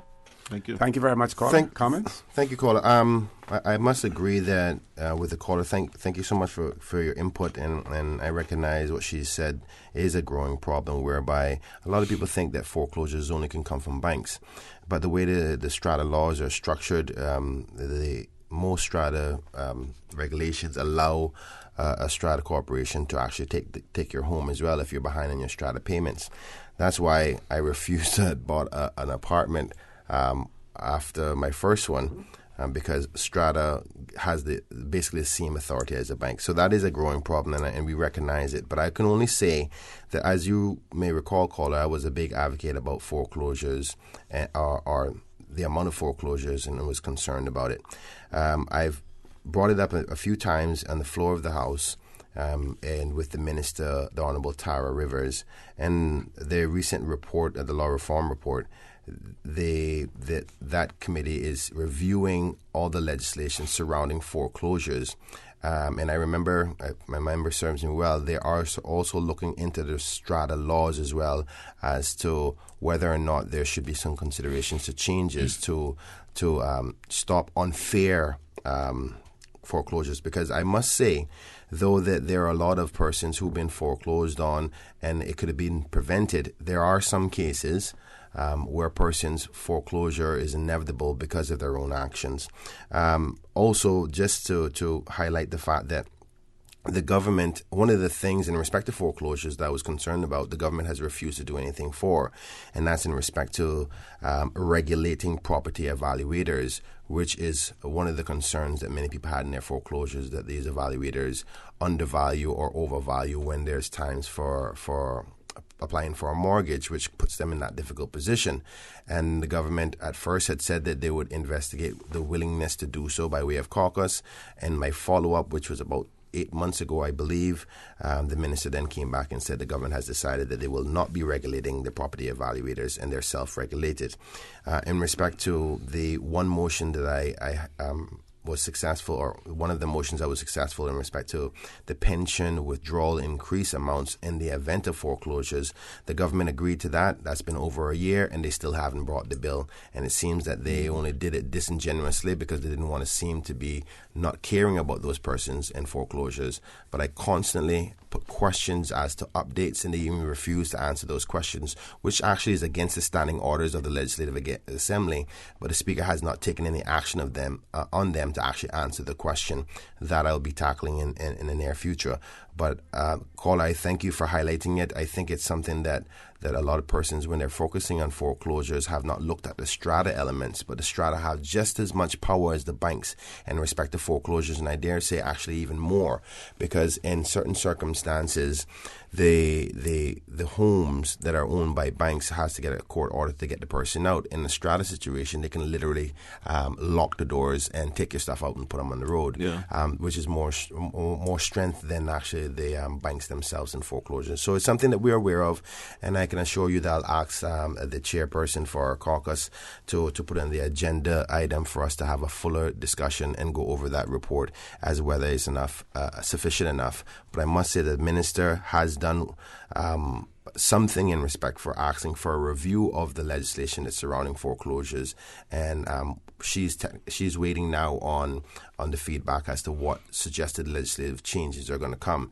So I'll ask for an update on that again in short order. Okay, we have one caller. We're going to try to accommodate that caller before we go to our 9 o'clock headline news. Caller, good morning. Welcome to For the Record. Good morning, Mr. Wishy. Good morning, sir. Good morning, sir. Good morning. So, Emily, the honourable members of the opposition there. Morning. Mr. Saunders, Mr. Ryan, Mr. Suku. Morning, sir. I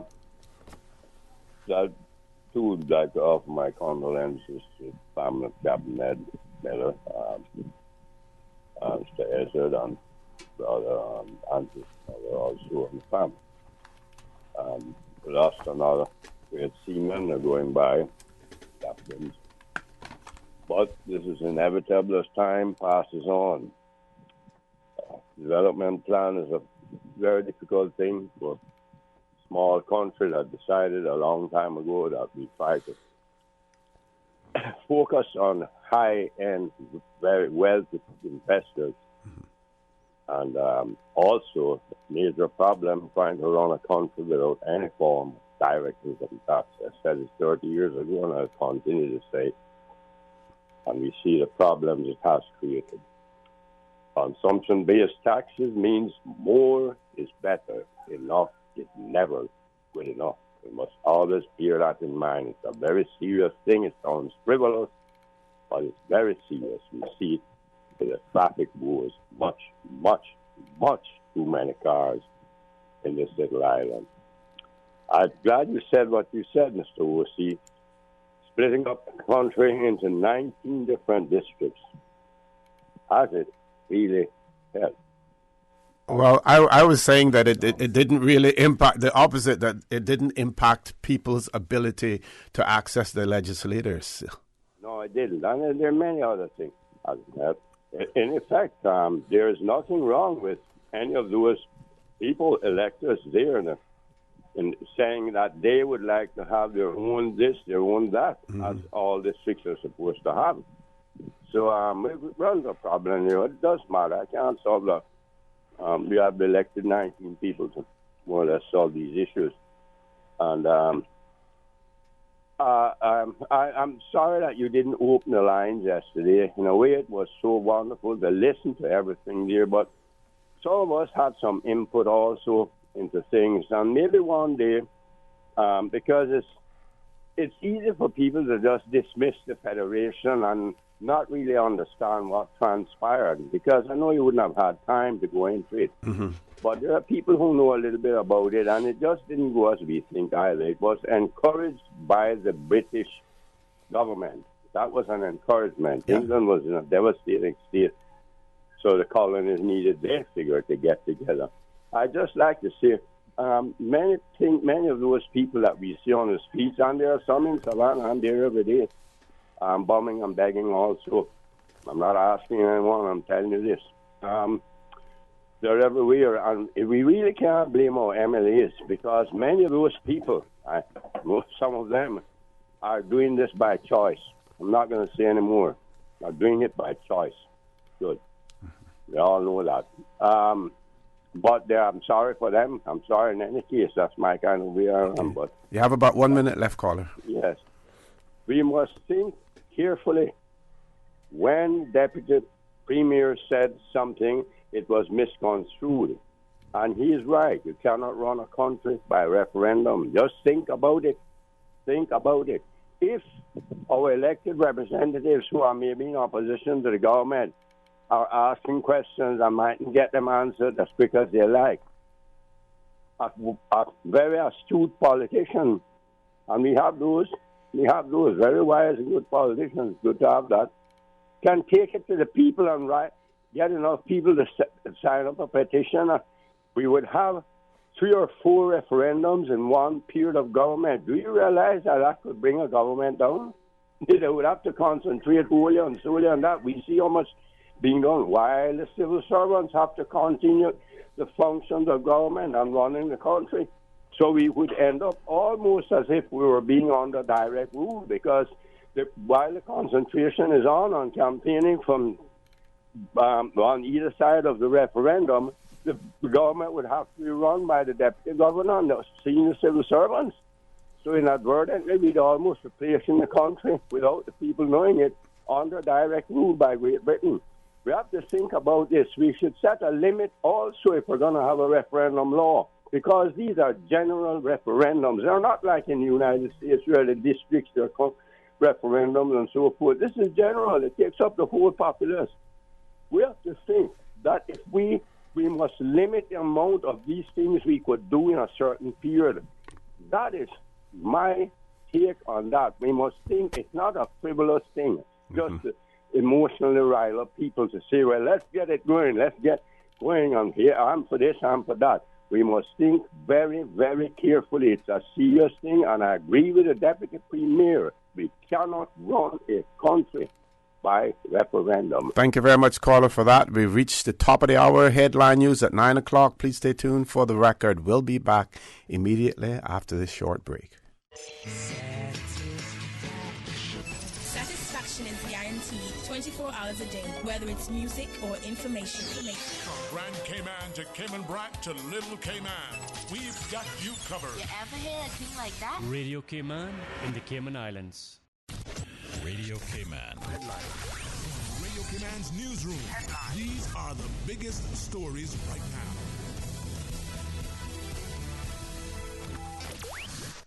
The Elections Office says to date, 702 petition names have been confirmed since the independent verification process on the cruise port referendum petition signatures started. Through the collection of signature verification forms, the Elections Office has approved 12.9% of the 5,438 signatures submitted by the cruise port referendum Cayman Group as of Thursday, the 4th of July. In news elsewhere, a bomb went off in a car near Turkey's border with Syria on Friday, killing 3 Syrians who were inside the vehicle, Turkish president told reporters. The blast occurred outside a car some 750 meters from a local government office in the border town of Rihanli, Anadolu agency said. Earlier, the agency said 2 people were also hurt in the explosion and that several ambulances and police vehicles have been sent to the scene. The Turkish president did not say how many people were injured in the blast. An Iranian official has said a British oil tanker should be seized if a detained Iranian ship is not released. British Royal Marines helped officials in Gibraltar to seize the supertanker Grace 1 on Thursday after it was suspected of carrying oil from Iran to Syria in breach of EU sanctions. Iran later summoned the British ambassador in Tehran to complain about what it said was a, quote, form of piracy. Those are your latest updates here on Radio Cayman. I'm Shanda Gallego. Radio Cayman, the voice of the Cayman Islands. What's happening in your community? News and information, music and more. You can find us. www.radiocayman.gov.ky. Like us on Facebook and follow us on Twitter. Radio Cayman is your choice, your voice for today's biggest news. Radio Cayman. For the record, with Orrett Connor. Initiating system. For information that matter. For the record, with Orrett Connor. Continues right now on Radio Cayman. Good morning and welcome back to For the Record. We're having a discussion this morning with members of the opposition, Deputy Leader Mr. Alva Suku, MLA Mr. Christopher Saunders, and MLA Mr. Kenneth Bryan. I just want to go back in terms of the 3 motions I spoke about earlier. In terms of the maternity leave, it is definitely going to require, in terms of extending the maternity leave, but we can't sit back and speak about a country that promotes family values. Look and see where we have a fertility rate that is actually below 2.0 and even below the below the target rate of 2.1. And just to put that in context for your listeners, OC, when we talk about the fertility rate, is that the natural rate to maintain your population is 2.0. Meaning, and the reason being why you come up with the number of 2.0 is that it takes two people to bring you, a male and a female. So it means then if they have two children, it means that when their time has passed, they would have replaced themselves with two. So in order to get the population growing or to get your own numbers growing, you need a number of 2.1, which is a number above 2. 2 just maintains your Caymanian population as is. So if you look at the actual Caymanian fertility rate, it is actually below 2.0, meaning then that we are actually growing the country more from an immigration standpoint rather than a biological standpoint. And I think we need to start looking at different ways in terms of encouraging more Caymanian children, more Caymanian families to have kids. But of course, naturally, I mean, this is something that's quite expensive. That's why my colleagues and I had brought the whole, frail care for children and so forth, and then start looking at what we can do to start getting the Caymanian population up. So what we want to do is look at the old maternity leave process, both in the public and the private sector, to see what we can do. And if needs be, in some cases, if it requires the government to be setting aside even a few dollars each year, when a person goes over a limit, that they can at least get some level of income while, if they can't go back to work immediately or something may pop up, at least some assistance being there for that. So that's one of the things that we that we really want in terms of getting back the family unit and what we can also do to help grow more Caymanian families. And then also on the bond issue, one of the things again that we're looking at is that the banks ain't really paying much in interest, and the government is out there paying, I think, even on the bond that's coming up, I think the interest rate on that is 5.95%, almost 6%. I mean, even if you get that down to 3%, it's still more than what people are getting right now. So it serves to cut the government interest expenses off, but at the same time keep that money locally. And I mean, ultimately, I believe that the government, has sufficient funds where they could pay off the debt. I would encourage them to just pay off the bond and not to borrow.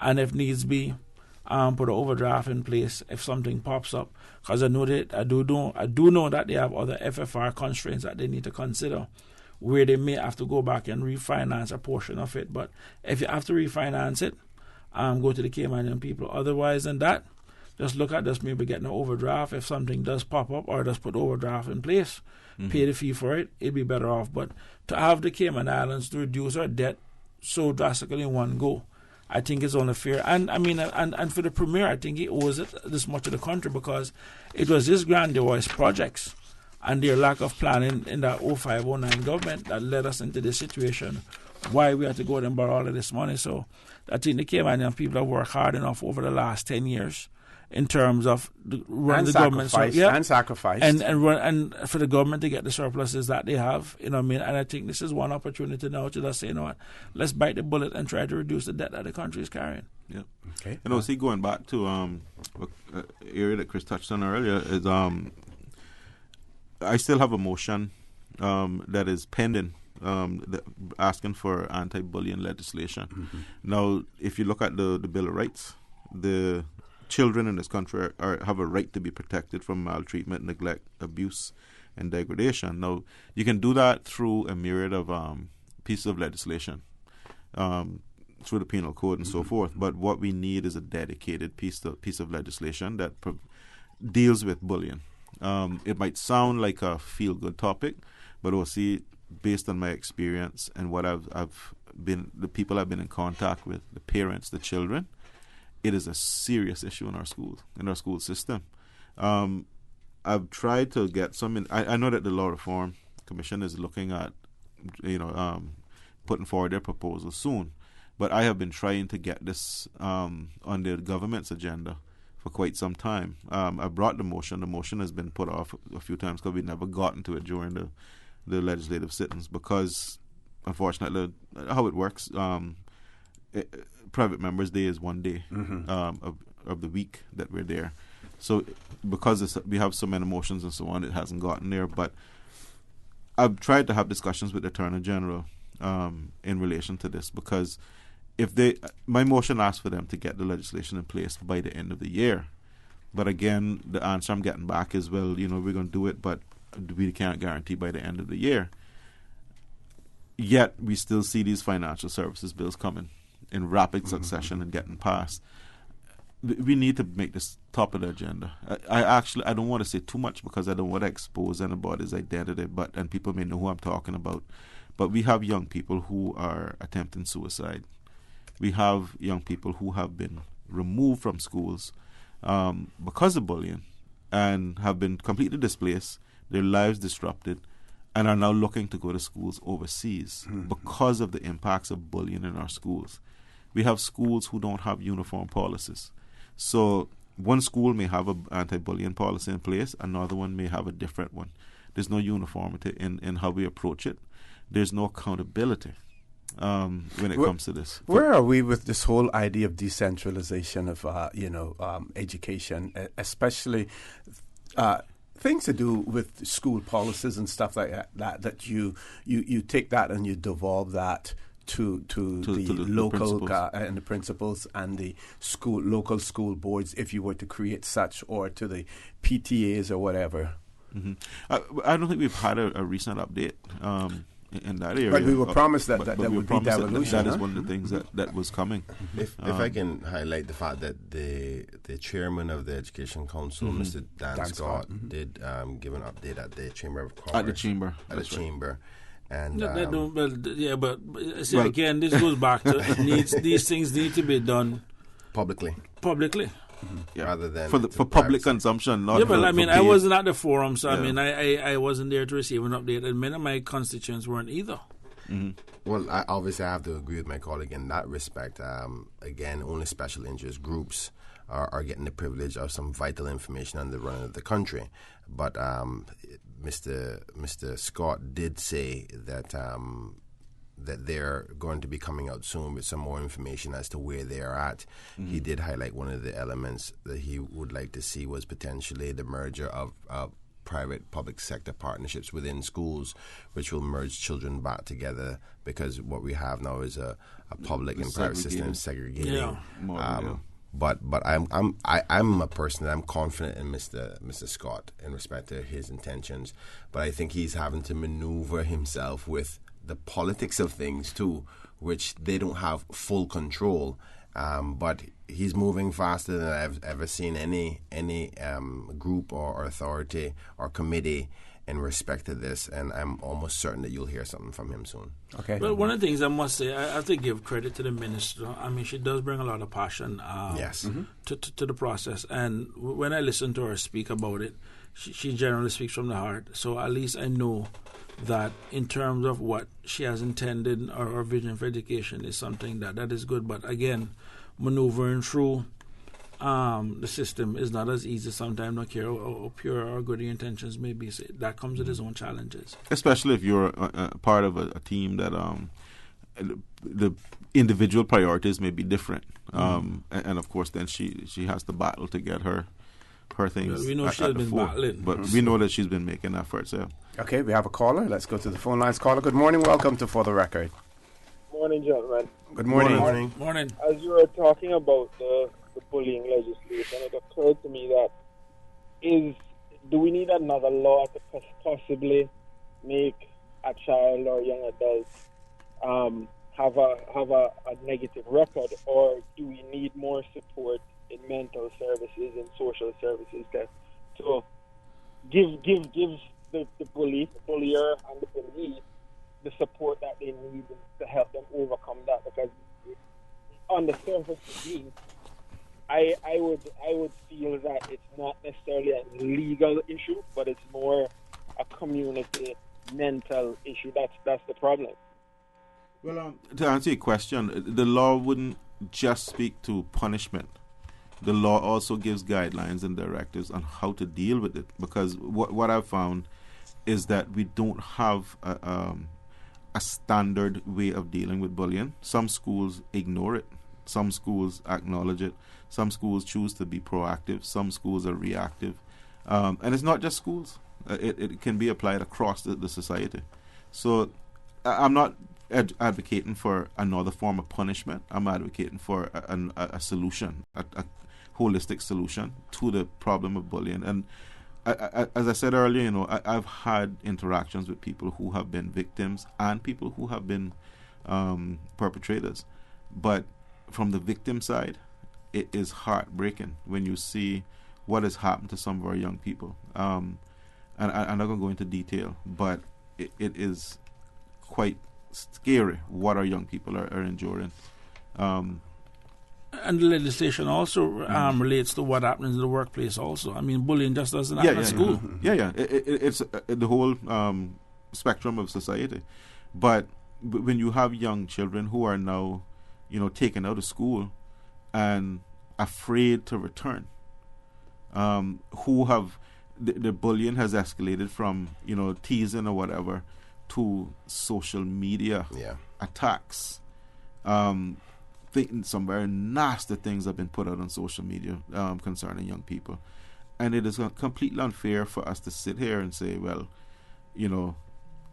it's okay, because by virtue of not putting the legislation in place and being very strong with our response to it, that's what we're saying. And I've seen some young lives destroyed because of it.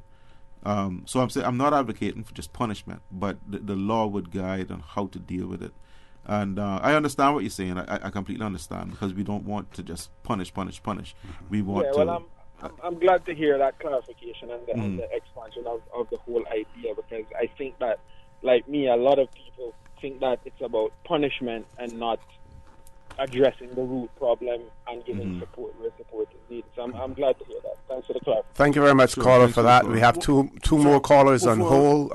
There's one more thing. Very quickly. One of the things that we need to do it is very quickly. It's just a matter of time before a parent goes off. Mm-hmm. And a lot of parents have been very, very patient. Mm-hmm. And what we don't want to be is end up being reactive when a parent goes down there and decides to just do something and take the law into their own hands. Okay. We have two callers on hold, a commercial break to take. When we return, we will take those two calls as well. So please stay tuned. Since March 2004, West Bay Pharmacy has kept their doors open to the local communities, even before, during, and after Hurricane Ivan. At West Bay Pharmacy, our staff provides so much more than pharmaceutical excellence. From the moment you walk through our doors to completing your cash out, our staff will have put your healthcare concerns at ease. We would like to take this moment to thank our loyal friends and customers. To us at West Bay Pharmacy, our patients are our primary concern. We provide thorough background checks and precise calculations to ensure your medical safety. Thank you for being a part of our family and for choosing West Bay Pharmacy, where we care about your health. They say cleaning your house never killed anyone, but why take chances? Spend your time doing what you love and leave the rest to Roper's Janitorial. Complete janitorial service for commercial, industrial, and residential with 24-hour emergency service. Roper's Janitorial, 949-2511. Email janitorial@ropers.ky. Take back your life and get the job done right the first time. Roper's Janitorial, 949-2511. If your business is over here, but your customers are over here, adding more yellow to your business will bring you both right here. With everyone searching yellows, print, online, and a mobile app, getting your business noticed is easier than ever. Book your consultation today at findyellow.com. For the record, with Orrett Connor. Initiating system. For information that matters. For the record, with Orrett Connor. Continues right now on Radio Cayman. Good morning and welcome back to For the Record. In the studio with me, MLA's Deputy Leader of the Opposition, Mr. Albert Suku, MLA Mr. Christopher Saunders, MLA Mr. Kenneth Bryan, and we're going to the phone lines. Caller, good morning. Welcome to For the Record. Good morning, OC, and good morning to your panelists there. How are you? Good morning, ma'am. Yeah, I am doing well. I just want to find out about the rating of the schools. I really don't understand how these schools are being rated now. And maybe if you had someone from education could answer the question. But particularly talking about the Clifton Hunter High School. I don't have anyone going there, but I have been to the two last graduations that they had. And I mean, those two top students, they topped it off. The first one the year back was Mr. Trevor Butler's granddaughter from Easton, and then the last year it was Ernest and Karen Bowden's daughter. And those two girls excelled. So those are two out of it. And I know others have excelled also because I saw the awards and so forth that they were given. But I can't understand whoever is rating these schools, and it's not the Clifton Hunter alone. It's other schools. It's even to the little nursery schools. It was Tiffany's there in West Bay. I really don't understand how they go about rating these things. And I think Miss Beckford did well because she was there for 7 years from time it opened. And to see now, they gave her the weakest rating, the lowest of all the designations. I really don't understand that. And maybe someone needs to look into that. Anyway, I'm glad that she said, I'm not going to be working for government. And that's in inverted commas. So I guess someone should realize and know what's happening there. But they need to look into that because I really can't understand that because her two top students excelled. So I really don't know. But anyway, I suppose whoever, in education is doing those ratings, maybe they could look over that because even Triple C also was rated low, So I really don't know. And then they have less children there in their classes that are graduating. So I really don't know. I don't understand it. But anyway, if you all could try to answer that question for me, I'd appreciate it. Thank you. Okay, thank you very much. Before we go to the next caller, why don't you give you an opportunity to respond? Yeah, well, just as a rule of thumb, and I can, I guess, say this on behalf of my colleagues, one of the things that we have agreed amongst ourselves is that there are some areas within the country that we think should not be partisan or anything like that, and should not be political. Education is one of them that we have identified. Now, we're happy to know that there is at least some system in place where we're looking to keep schools and everyone else accountable with regards to results and everything else. But with regards to the question in terms of what the metrics being used to measure those schools and where they pass or they fail, I think it's best from someone from education to come in and better explain that. But what we can say is that we believe that, one, education is very important in the country. We support the government at all times in terms of voting for the necessary resources to make sure our kids get the best that they can get. And ultimately, it is a lot of money that we're spending on education, and we just need to know that at least there's a process where people are being held accountable for the money that we vote on. So I would leave that to education or the Education Council to come and explain the metrics that they're using. What I will say also is that we have the Education Law 2016 revision, and that calls for the office that created the Office of Education Standards. That office is who sets the standards and that all schools must maintain, and then that's why you see these regular inspections going through. So, there needs to be, I think, some explanation of that, how they're rated and so on, because there are different inspections as well. There's not just one standard inspection. So, a good overview of how that process works would probably be useful, because the way people interpret these results sometimes is that the entire system is failing, where it may be not quite the case in some instances. I must say though, I don't. Is it me or grading and results just become more complicated to read? I remember when I was in school. Listen, you got A, B, C, or D, or E, or F, and and it was simple. Now I got the grades for my daughters last night, right? And I'm still trying to figure out, am my child doing good or doing bad? And it's so conflicting, and I think they complicated it too much to wiggle their way out of it. I think it's pretty straightforward, and it worked before. I mean, we have very intelligent Caymanians today, from at least from the age group of when I was born and before.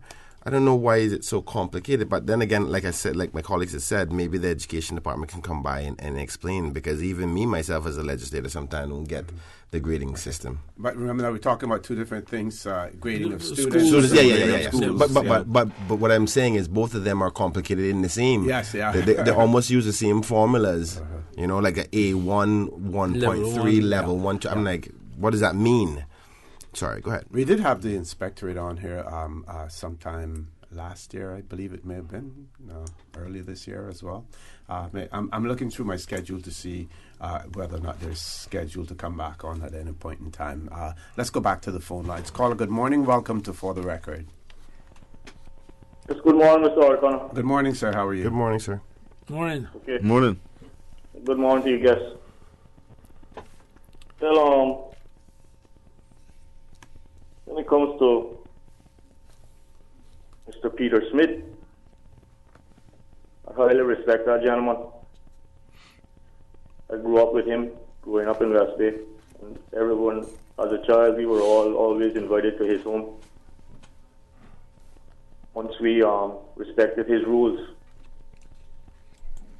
And Mr. Smith was also a gentleman who landed Cayman Airways safely when the front wheels did not come out. He landed that plane safely on the airport strip. And I think if the government or whoever truly wants to help him, should also help his son, whom I also know personally from growing up with him also. And when it comes to our members from West Bay, members of the Legislative Assembly from West Bay, what they need to do is to bring a motion to the floor of the House and encourage government to start collecting these concessions and also recommend, by collecting these concessions, that we have a trade school built in West Bay, that we're able to help our young people know that construction is at its highest that it's ever been. It's only fair for our young people in the future to be a part of all this construction. And Mr. Christopher Saunders, as a member of the Legislative Assembly, there's a comment that you continue to make on the radio, which as a citizen of this country, I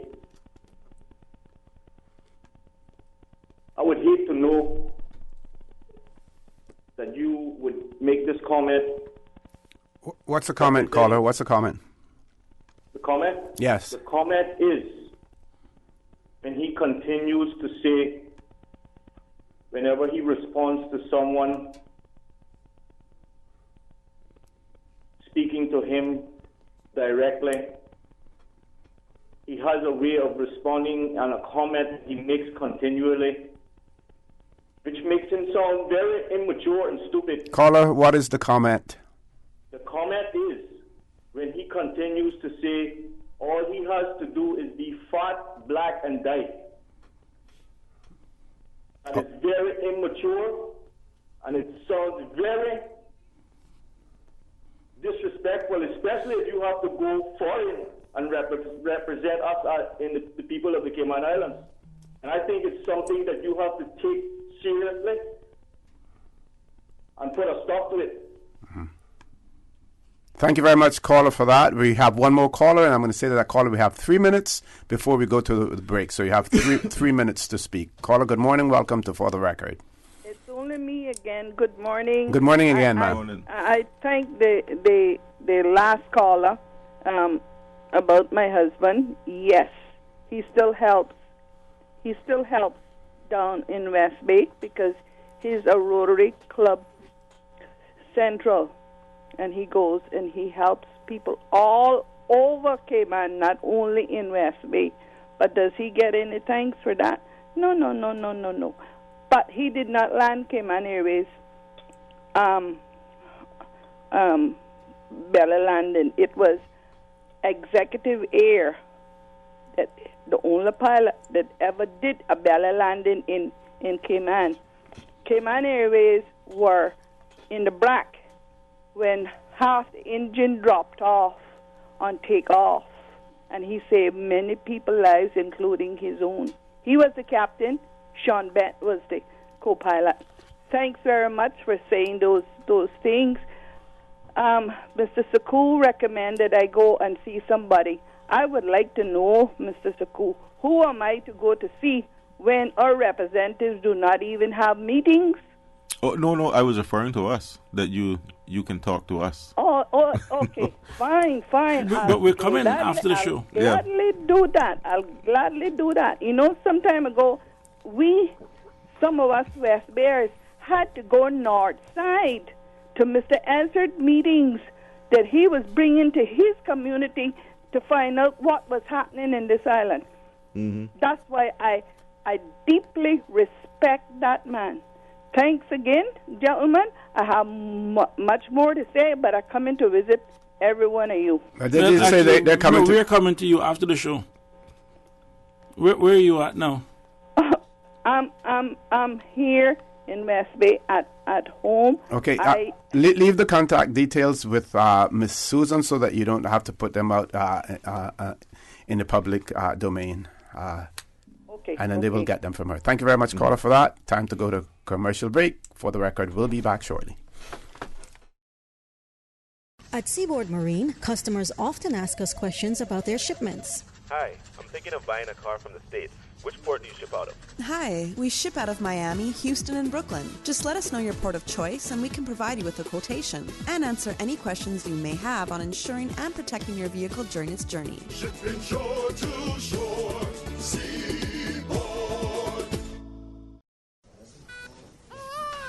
Congratulations, it's a boy. During the greatest events of your life, whether or not you have the right health insurance coverage should be the last thing on your mind. That's why at Fidelity Health, we are committed to helping you get matched with the right plan to suit you and your family. We offer a range of plans to suit your budget, plus access to a network of quality care throughout the Caribbean and the USA. You can relax and enjoy life's greatest moments when you are covered with Fidelity Health. Call us today at 949-7822 for a free quote. Remember to discard all fresh fruits and vegetables, meats, all foods in canisters, dented, leaking or rusting cans after they have come in contact with floodwater. Also discard foods that are stored in cardboard boxes, paper foil, cellophane, and cloth, as well as those in open containers and packages. For more post-hurricane food safety tips, visit DEH website at deh.gov.ky. For the record, with Orrett Connor. Initiating system. For information that matter. For the record, with Orrett Connor. Continues right now on Radio Cayman. Good morning and welcome back to For the Record. In the studio with me this morning, Deputy Leader of the Opposition, Mr. Alba Suku, MLA, Mr. Kenneth Bryan, and MLA, Mr. Should I call you Chris Saunders? Yes. What's he? The gentleman's what he seems to think is a repugnant comment that you made. The good thing about our democracy is that it is a system that caters for differences and disagreements. Mm-hmm. I can tell you that there are many people in Bordentown West who used to complain to me that I'd stop saying it, and like they felt like I lost my fire. You know, and at the end of the day, OC, I recognize that I do bring something different to the process, and same as every other individual. That's what makes it. That's where the diversity comes from. So I understand where he's coming from, and I can tell you my staunch supporters, they actually like when I actually do say it. Between that and mash up the Dolios, they felt as if though that allows Chris to remain Chris. So I hear what he says, and I mean, like with anything else now, everyone is entitled to their own opinion, and I respect for his opinion to say what he wants to say. You know, I know a lot more people would disagree with him, but it is what it is. Mm-hmm. Okay. I think with these things, OC, and I don't want to prolong it, but you know, you're dealing with three legislators who are, I guess we're still referred to as youngsters. If we're not physical, we're young in age. We're young in the amount of time we've been in the legislature. But I think what is, and this is from having the benefit of having served one term, is that we're seeing a shift in in approach to politics.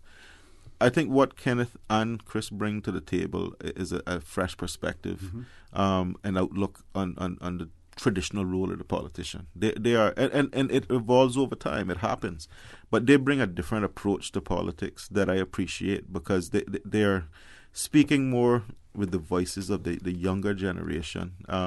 Maybe not necessarily that particular saying, but they speak in a language that the younger people in this country relate to and understand. And so everything has its place. But, while that gentleman may be offended by something, I can understand where that language comes from. But the thing about it is, I just want to add, and that is exactly why I say what I say. Because I can tell you, OC, when you do go out and you listen to people, and you listen to their stories, you listen to their struggles, you listen to what they're going through, and in many cases, if unnecessary, I can tell you right now, I do not apologize for taking on the system. I make zero apologies for it. You understand me? When you have people who sit down and work all the days of their life, and all they do is living paycheck to paycheck in this country, and you have people in this country getting rich and at the expense of them being miserable. And in many cases, people just working and can't see where they're making for their families. You really and truly expect that Chris Saunders is going to sit down and try to justify or make apologies for them people. So I do know that there are a lot of people in this country that do not like my style. I recognize that. But you know what? The one thing I'm happy for is that the people of Bordentown West have given me an opportunity and they knew your style when they elected this you. platform to go out and say to the people who's exploiting cheap labor in this country, who's marginalizing Caymanians, getting rich at the expense of people getting miseries, and they want me to sound apologetic. No, OC. And the reason why I say what I say is because I refuse to apologize for it. Thus, I will continue to say I don't need to do nothing except stay fat, black, and die, because I will not apologize for taking these people on. So if they expect me to conform, it's not happening. Or as they say, not today, Bobo. It's not happening. And the person questioning your ability when you're on the international stage to not to conduct yourself in the way that you need to, Well, see, I'm going to tell you something. All of them banks that are ripping off our people are all international banks, and I'm going to tell you one thing. If given the opportunity on the international stage to deal with some of them, I'm going to tell them exactly what they need to be told to. And for that, I will make no apologies either. So if they think I'm going to go over there and anyone, and these guys have seen me in meetings where I do not hold back what I have to say. And some of those people, they may cringe and they may squirm because they're not used to people talking to them like that. But I'm going to tell you one thing. What I do represent is the many Caymanians who they're ripping off, taking advantage of, who don't have an opportunity to sit at the table and tell them what they need to be heard. So I make sure for those people who don't get the seat at the table, when I do get that seat at the table, I tell them what they need to hear, whether they like it or not.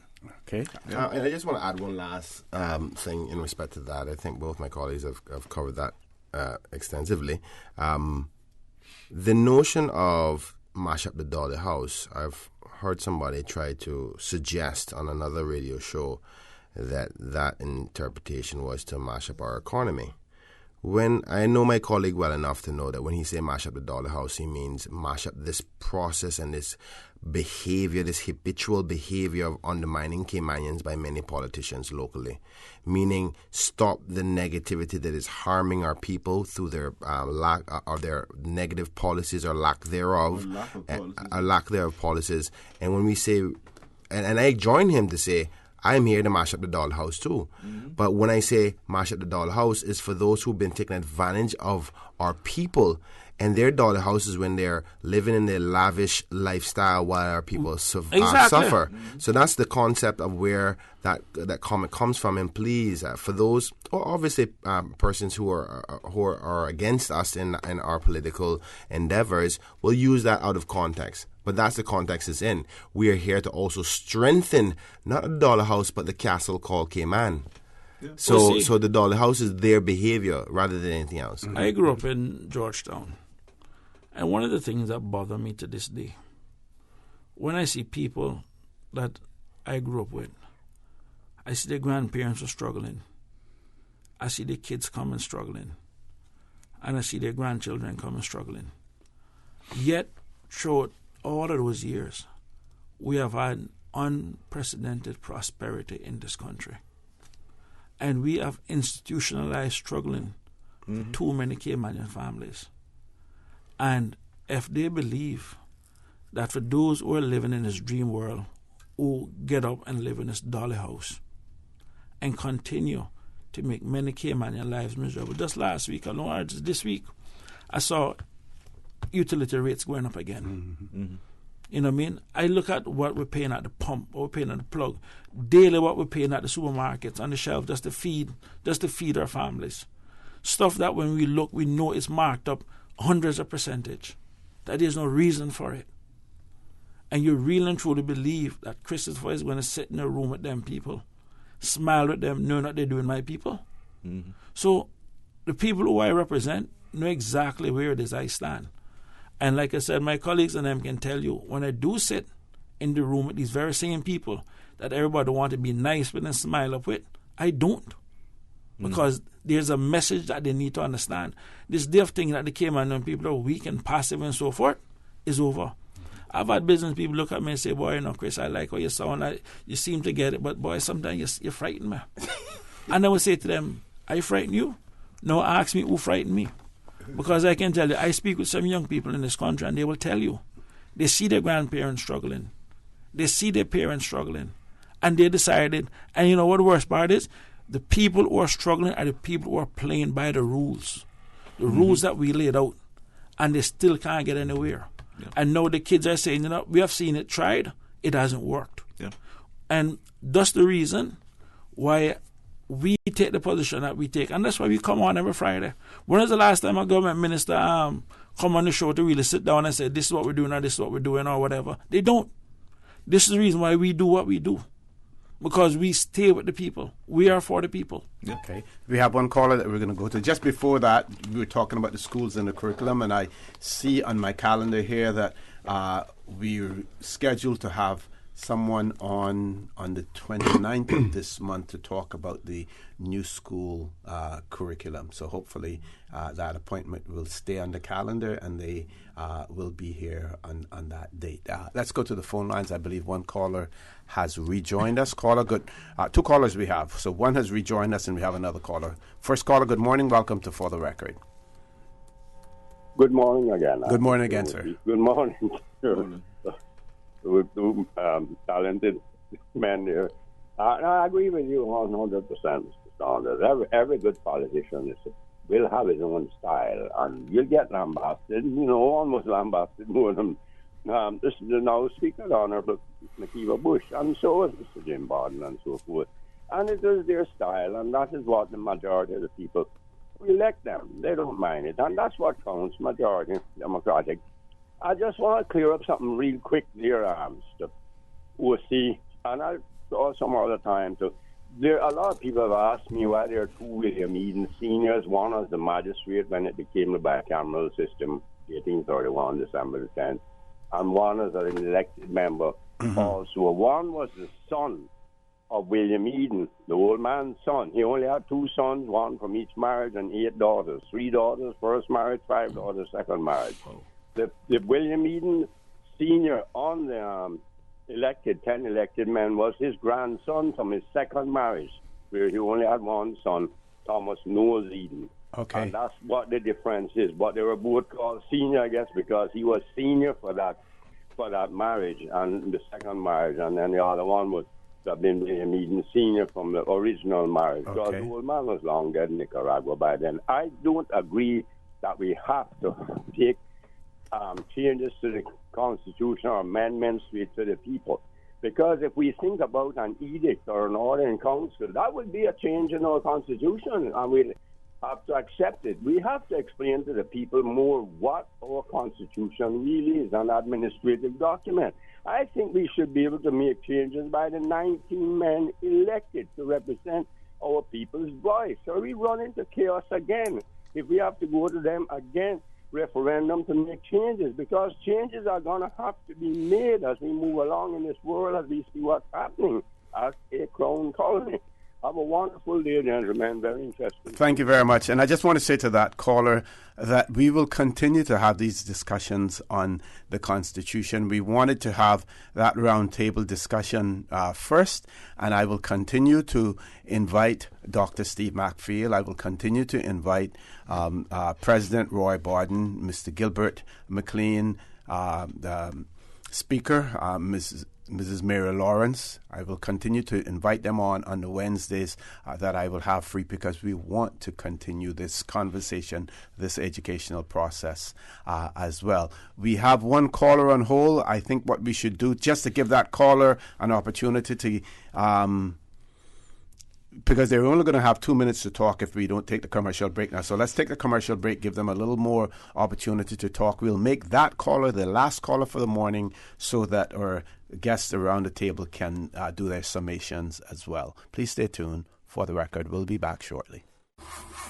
Wow, it seems I buy a battery every year. Oh, for real? You should buy your car battery from Vampman. Their batteries are tough. I have a 3-year warranty on mine. Oh, I know that trick. I take it back and they charge me a percentage of the price. Hear me out, bro. Not at Vamp Bobo. You can get a 3-year full warranty, no charge. And if they install it at Vamp, it includes free towing and jumping service. And let me tell you, you will never have to get your hands dirty changing no battery. Get Motorcraft Max or Plus battery for 20% off when it's installed by the service department at Vamp Motors on Walker's Road. Now that's a deal you can get charged up about. Vamp Motors, keeping you on the road.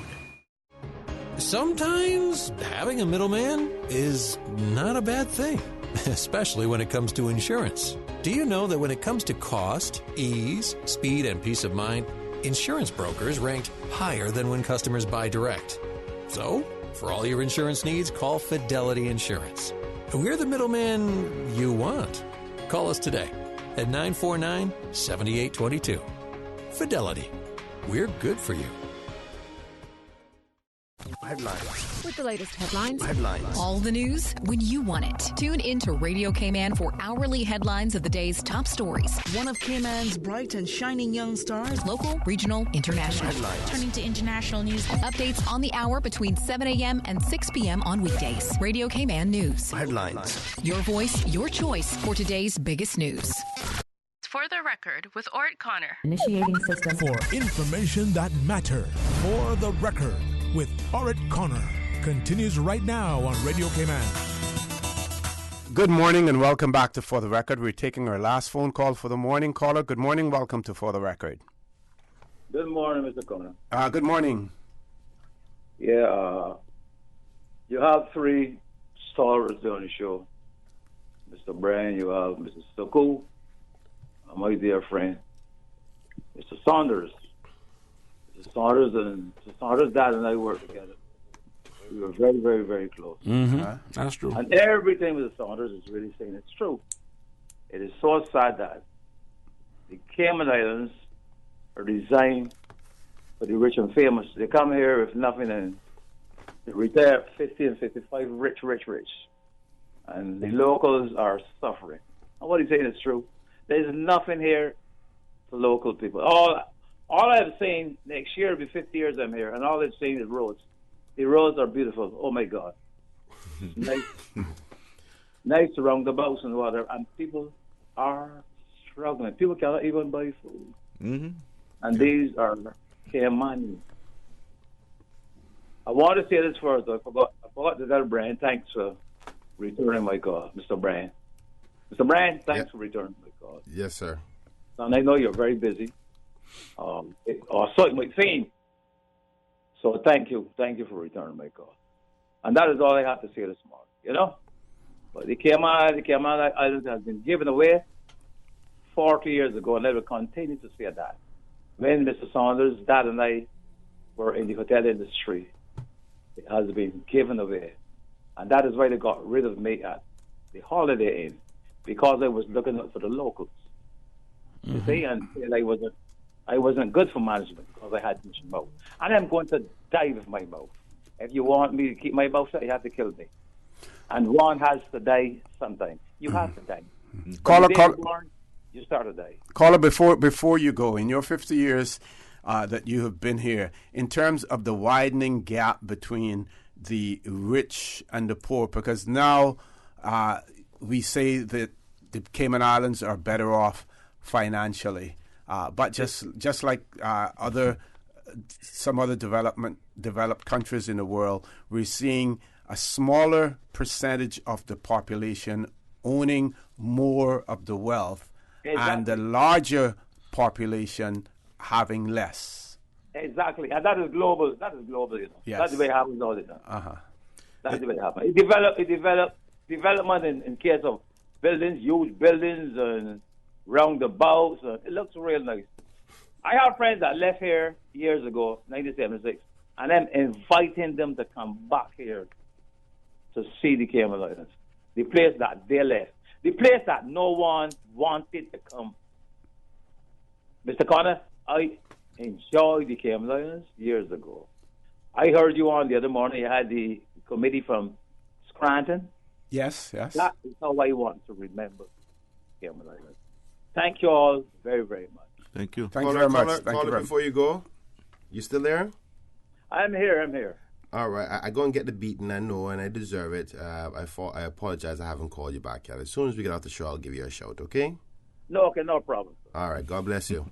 Hey. God bless you too. Gentlemen, 10 minutes for allow me to start. I think Kenneth need to redeem himself. Yes, I need to redeem myself. The gentleman who just called, I'm not going to call his name because he didn't call his name himself, but he's a really amazing person. I obviously asked for his support, and I won't say publicly what his decision was because I don't really know. But he always continues to give me encouraging words as a new member of Parliament. And he breaks down a lot of the thought processes in our community and how to look at things. And I genuinely thank him for that, outside of the support element. He's a good person. I actually worked with his son as well, who is a great young man. I wouldn't even say young, because I think he's a little bit older than me. But when I think about persons who come to Cayman and become Caymanian, he's the epitome of the type of persons that I think we should attract. Because he came here, he made Cayman his home, he loved it. I think he's more Caymanian than many Caymanians that I know. And I really appreciate and respect him for it.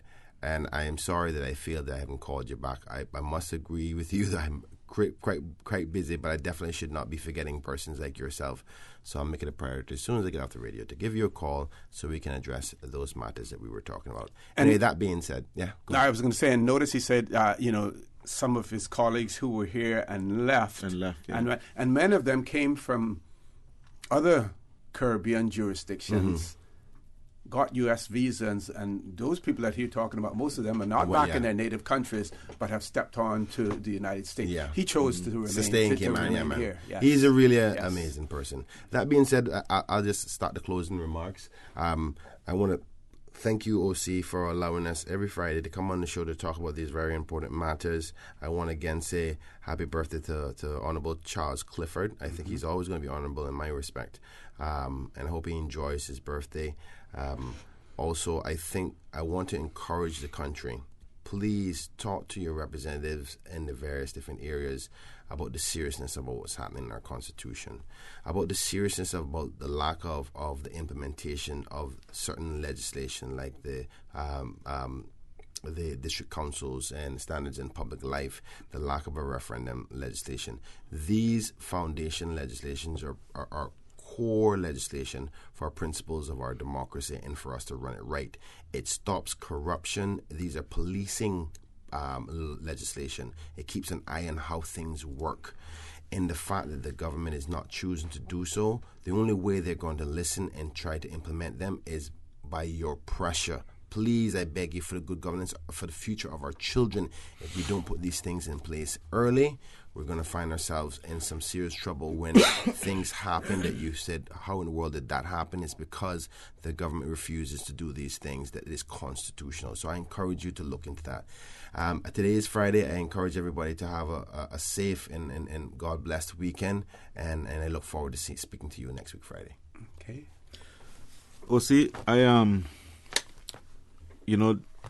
I had an experience this week. I went into the gas station, and yesterday actually walked into the gas station, and when I was walking out, the gentleman stopped me and shook my hand. Mm-hmm.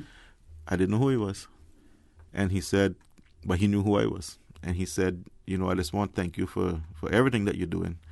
and let you know that we're counting on you. See, that defines to the core what my politics is about. When people can stop me and say we are counting on you, and then that is what guides me. Because you're the only voice that they have. That every day of my life, I think about that responsibility. So I am never going to become the type of politician who will back off of an issue, conform, just for the sake of keeping the peace with colleagues. I am not here to do that. And I go back to the comments about Mr. Saunders. We are here to pave the way for the future of this country. We are here to look out for future generations. I brought a motion recently asking this government to conduct a social mobility study. A lot of people ridiculed me for it and laughed about it and said it wasn't necessary.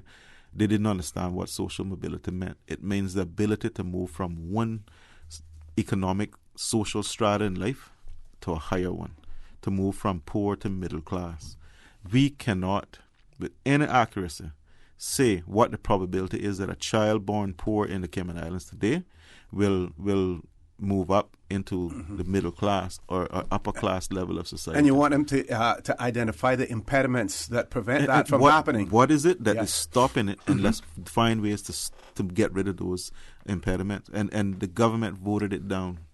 That tells you what this government thinks about its people. Yet, we will vote through Maybe they're afraid of the results. Well, they are, because it's self-reflecting.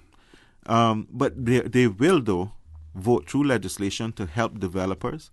They will vote through concessions and all sorts of things in cabinet to help the developers and the big business. But they won't do simple things for their people. That is where I come in.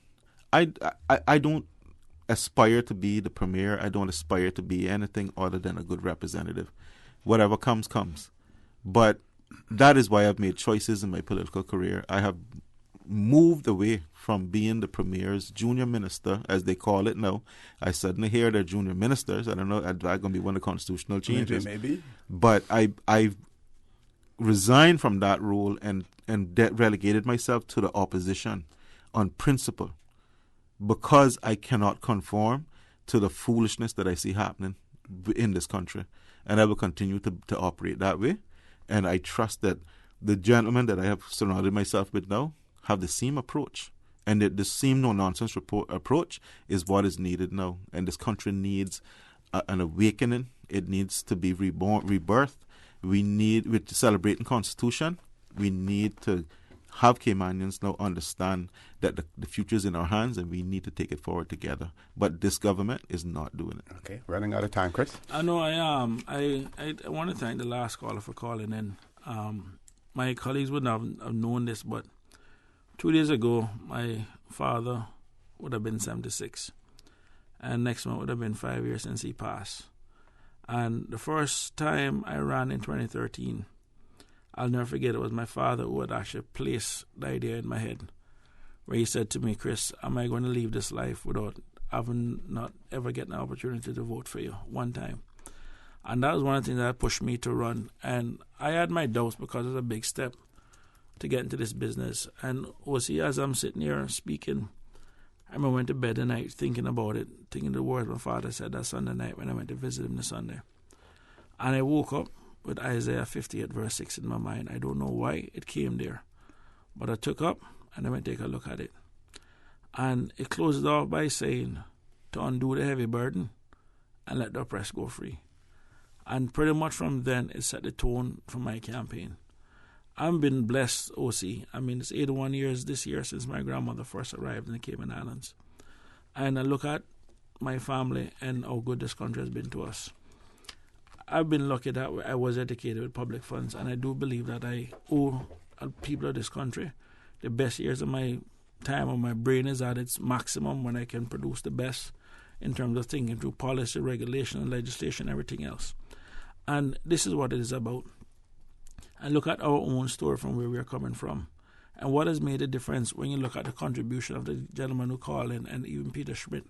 The real success of our country was never immigration. It was always integration. People coming here and becoming part of our society. And that is really what has made the Caymanian different, in that people came here and became part of us. What we have now is a Cayman where a lot of people come here and don't want to mingle with us, don't want to mix with us. And some places when we do show up, some places they look at us to kind of say, like, what are you doing here? So this is the fight that we have. This is the struggle that we have. And at the end of the day, OC, we start off every meeting that we have in terms of when we do meet on Tuesdays for our caucus meeting is, what can we do to make the Caymanian life better? Because ultimately that is the purpose of the economy, to raise the standard of living for people. And that is what my colleagues and I are committed to doing. That is what we'll continue to do. And that is something that we will do without any apologies. But what we want people to know is this. Just as though we are sitting here and talking, there are other people in other boardrooms that are sitting there having conversation, thinking of ways to take their hard-earned money. And our job is to basically do our best to make sure people can keep as much money in their pocket as they can so they can have a better life for themselves and their families. And for that is what it is that we're all about. So with that, I just want to wish everyone a happy weekend and all the best, and thanks again for having us. Sure. And I'm going to probably dispense with my closing remarks just to say that Mr. Suku's relating the story about someone meeting him and saying, we like the job that you do. And I passed the comment that you were the only voice that they have. So many people out there, so many what we would call or what people call the common man, looking for their representatives to speak up for them. They're the only voice that they have. There are so many people out there who like and appreciate the straight talk, the down-to-earth talk that they can understand. That is what they're looking for, not the highfalutin politician. They're looking for people who can speak their language and understand their language as well. Folks, I want to thank you for allowing Radio Cayman, and by extension, For the Record, into your homes, into your vehicles as you traverse the busy roads of the Cayman Islands, into your places of work, whether it be an office cubicle or if you're working in the outdoors. I also want to remind you that we are brothers and our sisters keepers. There is always someone out there who's less fortunate than we are, and I ask you to extend a helping hand to them. If you can't do that, then I suggest you donate to a worthy charity, because we always want to consider those who need, not necessarily those who want or even those who crave. I say to you, have a great day. Continue to support your radio station, Radio Cayman. Join Sterling Dwayne Banks at 12:15 for Talk today. And as usual, we ask the good Lord to bless these three beautiful, wonderful Cayman Islands. Community radio with a different appeal. The voice of the people. Security through adversity. Stuck on you. Radio for all time. You're listening to Radio Cayman, the voice of the Cayman Islands. The Department of